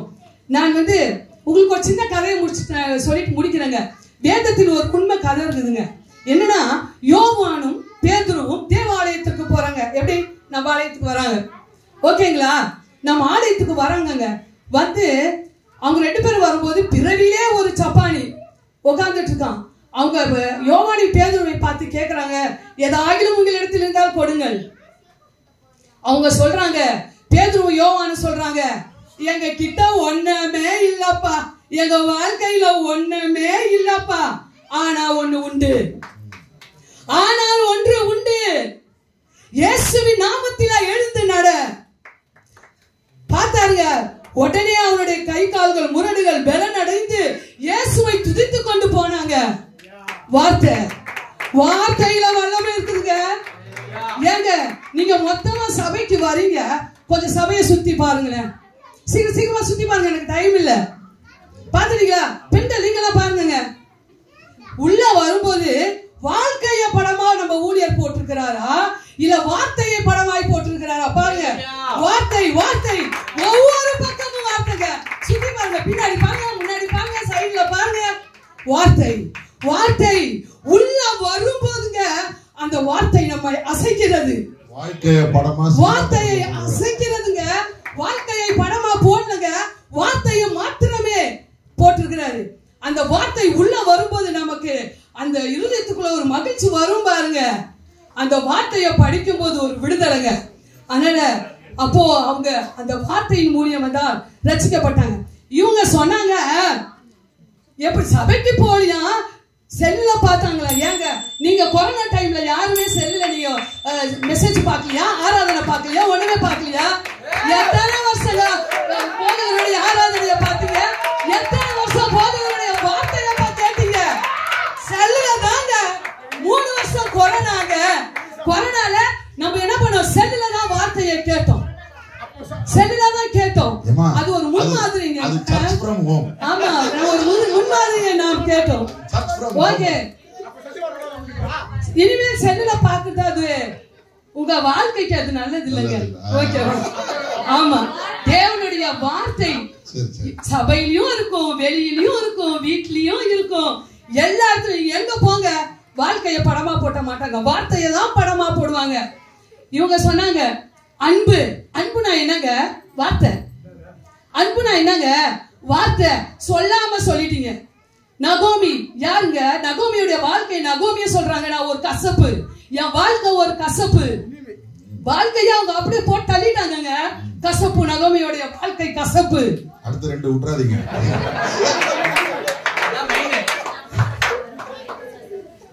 அப்புறம் சொன்னாங்க, இயேசு பிசாசு வசனம் பேசுமா? ஆமாங்க, பேசுதாங்க வசனம். பிசாசும் பேசும். அந்த வசனம் தாங்க பிசாசு பேசும். வசனத்தை பிசாசு என்ன பண்ணாரு? இயேசு துரத்துனாருங்க. வசனனால தான் துரத்துனாரு. ஓகேங்க, வசனத்துல தான் அவர் என்ன பண்ணாரு? பிசாசை துரத்தினார் என்று சொல்லி, நடுவர் அவர்களே, இன்னும் பேசுவதற்கு நிறைய இருக்கிறது, வாய்ப்பை கொடுங்கள் என்று சொல்லி, நடுவர் அவர்களே, எனக்கு வாய்ப்பை கொடுத்த எங்கள் போதகர் அம்மாவுக்கும் எங்களுடைய நடுவர் அவர்களுக்கும், நீங்களே போதகர் அவர்களே, நீங்களே நடுவர் அவர்களே, நீங்களே சிந்தித்து நல்ல முடிவை எங்கள் வார்த்தை அணிக்கே சாதகமாக கூறுவீர்கள் என்று சொல்லி என் உரையை முடித்துக் கொள்கிறேன். நன்றி, வணக்கம்.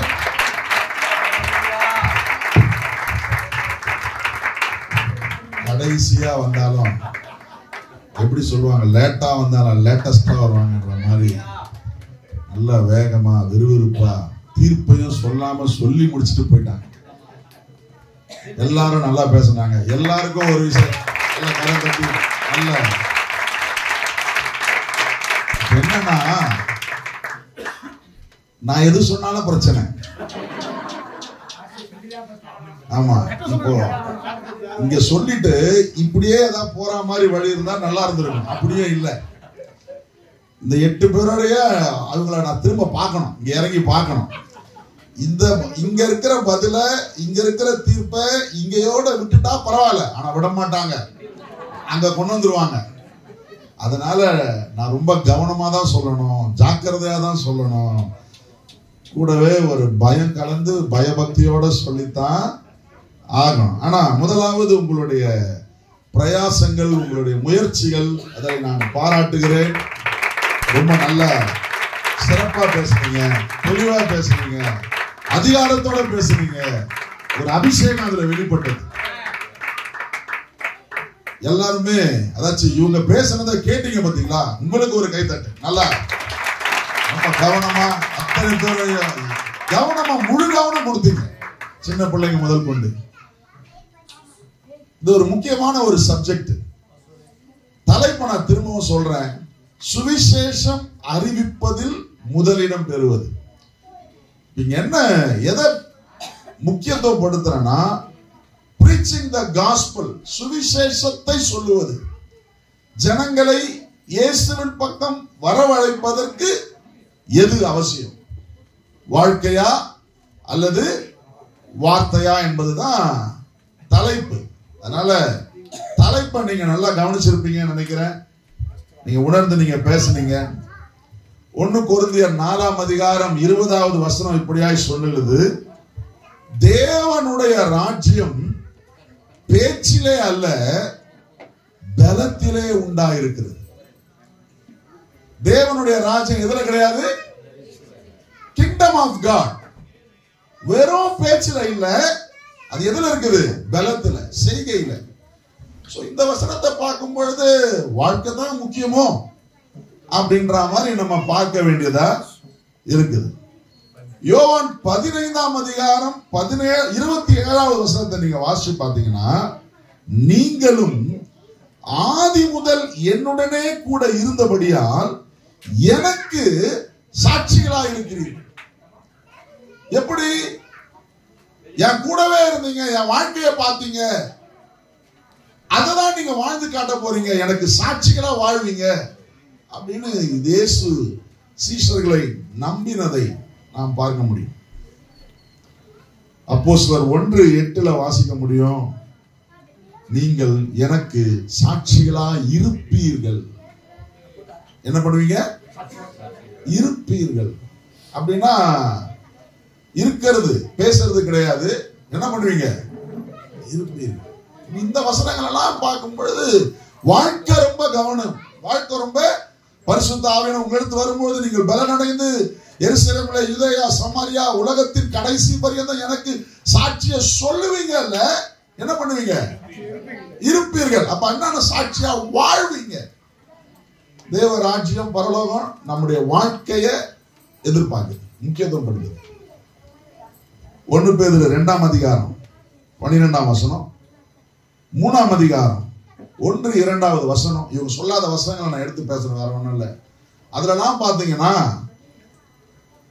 போதனை இன்றி மனைவிகள், கணவன்மார் ரட்சிக்கப்படுறது குறித்து அங்க போட்டிருக்குது. போதனை இன்றி. அப்ப என்ன இல்ல? அங்க வார்த்தை இல்ல. போதனை இன்றி மனைவிகள் தங்கள் நடக்கையினாலே அவிசுவாச கணவர்களை என்ன பண்ண முடியும்? ஆதாயப்படுத்த முடியும். அங்க என்ன இல்ல? வேர்டு இல்ல, வாழ்க்கை இருக்குது. சோ இந்த வசனங்கள் எல்லாம் பார்க்கும் பொழுது வெறும் பேச்சு இல்ல, பரலோக ராஜ்யம் பேச்சுல இல்ல, பலத்தில் இருக்குது. சாட்சிகளா இருப்பீர்கள். சோ வாழ்க்கை வாழ்வது மிக முக்கியம் என்பதை குறித்து வேதம் வலியுறுத்துகிறது. இன்னும் பல உதாரணங்களை நம்ம வேத வசனத்திலிருந்து பார்க்க முடியும். அடுத்தது இந்த பக்கத்துக்கு வந்தா, வார்த்தையேன்னு வந்தா, மத்திய 28ஆம் அதிகாரம் 20வது வசனத்தை நீங்க வாசிச்சு பார்த்தீங்கன்னா, நான் உங்களுக்கு கட்டளையிட்ட யாவையும் அவர்கள் கை கொள்ளும்படி அவர்களுக்கு உபதேசம் பண்ணுங்கள். Teach them. உபதேசம் பண்ணுங்க. எப்படி? வார்த்தை இல்லாம என்ன வராது? உபதேசம் வராது. அப்ப நான் உங்களுக்கு சொல்லி கொடுத்த எல்லாவற்றையும் அவங்களுக்கு நீங்களும் என்ன பண்ணுங்க? சொல்லி கொடுங்க. எதுக்கு சொல்லி கொடுங்க? வாழ்றதுக்கு சொல்லி கொடுங்க. அவர்கள் கை கொள்ளும்படிக்கு அவர்களுக்கு என்ன பண்ணுங்க? உபதேசம் பண்ணுங்க. சோ இந்த வசனத்துல இயேசுவினுடைய பிரதான கட்டளை இது. காஸ்பல் உலகம் எங்கிலும் போய் நீங்க நான் உங்களுக்கு உபதேசம் பண்ணினத அவங்களுக்கு என்ன பண்ணுங்க? உபதேசம் பண்ணுங்க, சொல்லுங்க. Go and preach. Go and speak the word of God. தேவனுடைய வசனத்தை பேசுங்கள், சொல்லுங்கள். இயேசு 30 ஆண்டுகள் தனிப்பட்ட வாழ்க்கையில் இருந்தார். 3 ஆண்டு முழுக்க முழுக்க முழுக்க வார்த்தையை உபதேசம் பண்ணினார். 30 years for his life and 3.5 years for his preaching and teaching. வாழ்க்கையே இருந்தது, ஆனா அவ வாழ்க்கையை முழுக்க வார்த்தையில உபதேசமாய் தன்னுடைய அடுத்த தலைமுறையினருக்கு உலகமெங்கிலும் சுவிசேஷத்தை கொண்டு போகிறவர்களுக்கு அவர் கற்றுக் கொடுத்தார், உபதேசித்தார், போதித்தார். எல்லா நேரத்திலையும் பேசினார். வயல் வழியா நடந்து போயிட்டு இருக்கும் போது அந்த சம்பவத்தை அப்படியே பயன்படுத்தி பேச ஆரம்பிச்சார். கடல்ல போயிட்டு இருக்கும் போது அதை பயன்படுத்தி பேச ஆரம்பிச்சார். எப்படியெல்லாம் சொல்லிக் கொடுக்க முடியுமோ அப்படியெல்லாம் சீஷர்களுக்கு உபதேசம் பண்ணினார். அததான் அவர் சொல்றாரு, நீங்க போய் மத்தவங்களுக்கு உபதேசம் பண்ணுங்கன்னு சொல்லி. ரோமர் 10ஆம் அதிகாரம் 13 - 17 வசனங்களை நீங்க வாசிச்சு பார்த்தீங்கன்னா ரொம்ப அருமையான வசன பகுதி அது. அங்க என்ன போட்டிருக்குதுன்னா, பிரசங்கிக்கிறவன் இல்லாவிட்டால் எப்படி கேள்விப்படுவான்? ஒருத்தர் சொல்லலனா, உபதேசம் பண்ணலனா எப்படி கேட்க முடியும்? இப்ப நம்ம சுவிசேஷத்தை பத்தி பேசுறோம், காஸ்பலை பத்தி பேசுறோம். இந்த உலகத்துல நிறைய சன்மார்க்கர்கள் இருக்கிறார், நீதிமான்கள் இருக்கிறார். காந்தி நல்ல வாழ்க்கையை வாழ்ந்தாரான்னு கேட்டா நிறைய பேர் சொல்லுவாங்க, அவருடைய வாழ்க்கையில ஒரு குறை இல்ல, நல்லா வாழ்ந்தார். ஆனா அந்த வாழ்க்கையில என்ன கிடையாது? சுவிசேஷம் கிடையாது. இன்னைக்கு உலகத்துல நிறைய நல்லவர்கள் இருக்கிறார்கள், உத்தமர்கள் இருக்கிறார்கள். ஏன்? நல்ல கிறிஸ்தவனை காட்டிலும் உயர்ந்த ஸ்டாண்டர்ட் வாழ்றவங்க இருக்கத்தான் செய்யறாங்க. அப்ப அவங்க வாழ்க்கையை பார்த்து நான் இயேசுவை கண்டுகொள்ள முடியுமான்னு கேட்டா அது கேள்விக்குறிதான். புரியுதுங்களா? அப்ப சுவிசேஷம், காஸ்பல், சுவிசேஷம்ன்றது என்னன்னு நம்ம அறிந்திருக்கிறோம். இயேசு எனக்காக பிறந்தார், இயேசு என் பாவங்களுக்காக மரித்தார், இயேசு எனக்காக காயம் ஏற்றுக்கொண்டு மரித்து அடக்கம் பண்ணப்பட்டு 3ஆம் நாள் உயிர்த்தெழுந்தார், எனக்காக இயேசு மீண்டும் வரப்போகிறார் என்பதுதான் சுவிசேஷம். கரெக்டா? இதுதான் ரட்சிப்பை கொண்டு வரும். இதுலதான் வல்லம் இருக்குது, இதுலதான் பலம் இருக்குது. இத வார்த்தையில சொல்ல முடியுமே தவிர வாழ்க்கையில, புரியுதுங்களா நான் சொல்றது? வாழ்க்கையில நல்ல பல காரியங்களை வாழ்ந்து காட்டலாம், இயேசுவை போல வாழ்ந்து காட்டலாம், இயேசுவை போல அன்பா இருக்கலாம். ஆனா சுவிசேஷம், ரட்சிப்பு, அதற்கு வார்த்தை, வேத வசனம் மிக மிக மிக அடிப்படை ஆனது. நான் சொன்னது புரியுதுங்களா? இயேசுவின் வாழ்க்கையை இந்த உலகத்துல நாம் யாவரும் பூரணமாய் வாழ்ந்து காட்ட முடியாது. இயேசுவின் வாழ்வை சொல்ல முடியும். புரியுதுங்களா? ஏன்னா நாம எல்லாமே பிழையானவர்கள், நாம எல்லாமே குறை உள்ளவர்கள்.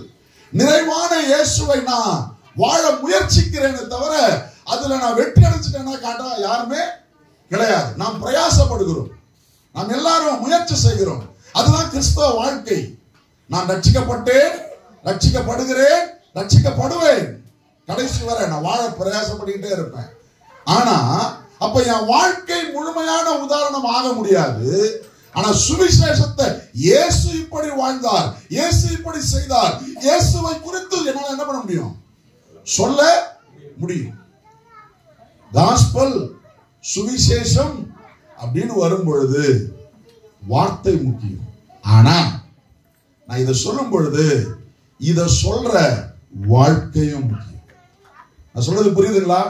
சுவிசேஷத்தை வாயில சொல்லாம இருக்க முடியாது. எப்ப ரட்சிப்பு உண்டாகும்? எப்ப ரட்சிப்பு உண்டாகும்?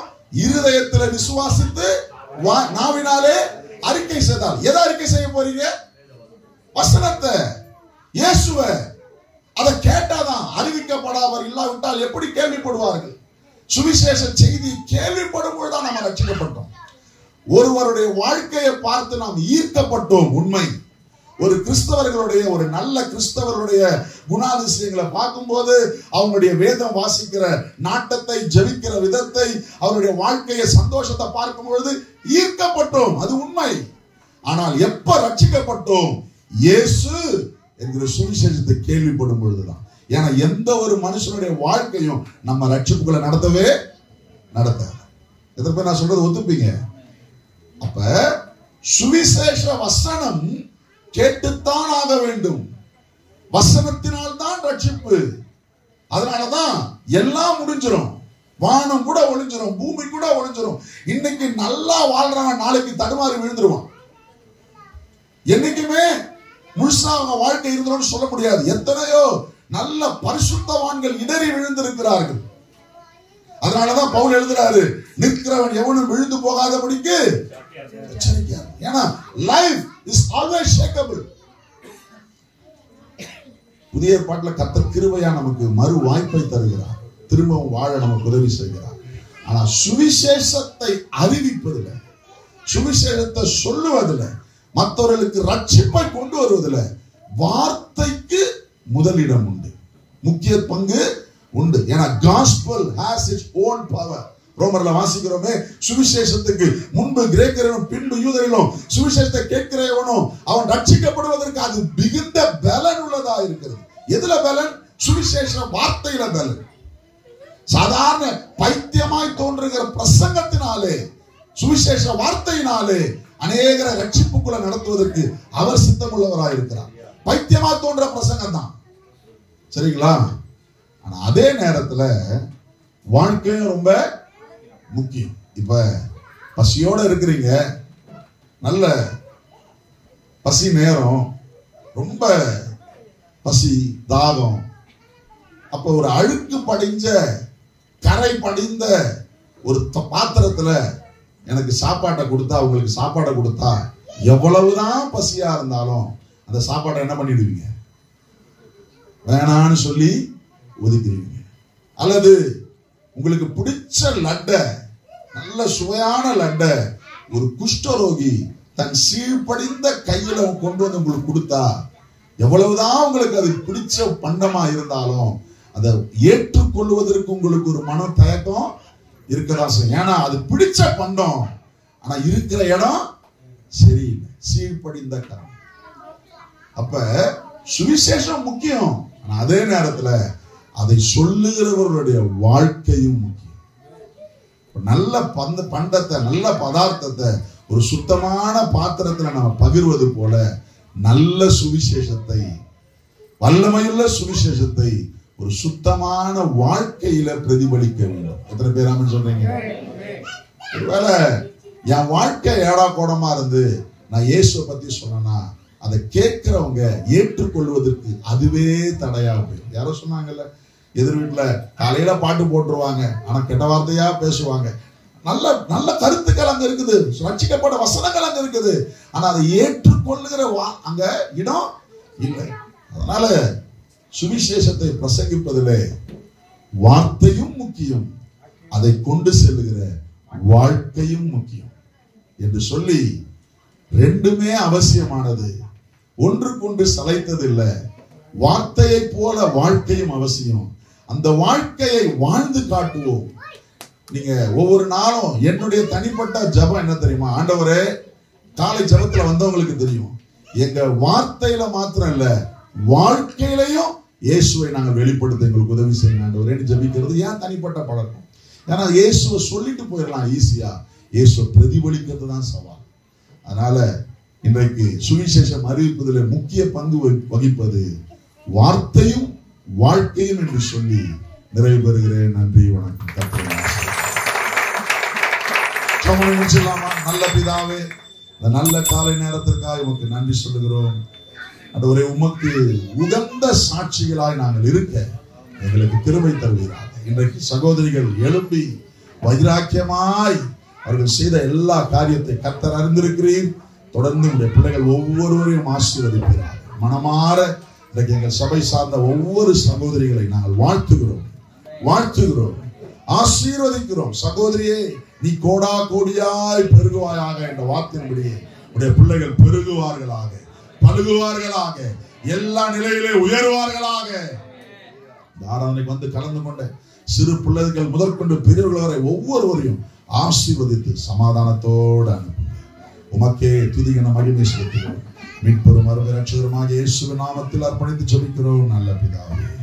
இயேசு கிறிஸ்துவின் கிருபையும் பிதாவாகிய தேவனுடைய அன்பும் பரிசுத்த ஆவியானவருடைய அந்யோன்ய ஐக்கியமும் காவலும் வழிநடத்தலும் இப்பொழுதும் எப்பொழுதும் சதா காலங்களிலும் கிறிஸ்தேசன் வருகை மற்றும் நம்ம எல்லோரோடு கூட என்றென்றைக்கும் தங்கி இருப்பதாக. செய்து சொல்லுவோம், என் ஆத்துமாவே கர்த்தரை ஸ்தோத்திரி, என் முழுவதுமே ஆத்துமாவே கர்த்தரை ஸ்தோத்திரி, சில சகல உபகாரங்களை மறவாதே. ஒரு அக்கிரமங்களை எல்லாம் மன்னித்து நோய்கள் எல்லாம் குணமாக்கி உன் பிராணனை அழுவிக்கு விலக்கி நீட்டு கிருபையினாலும் இரட்டினாலும் முடிசூட்டி நன்மையினால் வாயை திருப்தி ஆக்குகிறார். கவிதைக்கு சமானமான வயது திரும்பவும் 6 வயது போலாகிறது. ஒடுக்கப்படுகிற யாவருக்கும் கர்த்தர் நீதி நியாயத்தை செய்கிறார். ஆமென். பிரியமானவரே உன் ஆத்துமா வாழ்வது போல் எல்லாவற்றிலும் வாழ்வு சுகமாயிருக்கிறது. சகோதரி பார்த்து சொல்லுங்க. பிரியமானவரே ஆத்துமா வாழ்வது போல் எல்லாவற்றிலும் வாழ்வு சுகமாயிருக்கிறது. ஆமென். கர்த்தர் ஆசீர்வதிப்பாராக. உங்களுக்கு சிறிய ஸ்நாக்ஸ் இருக்குது, பங்கு பெறுங்க. அடுத்த வாரம் 16ஆம் தேதி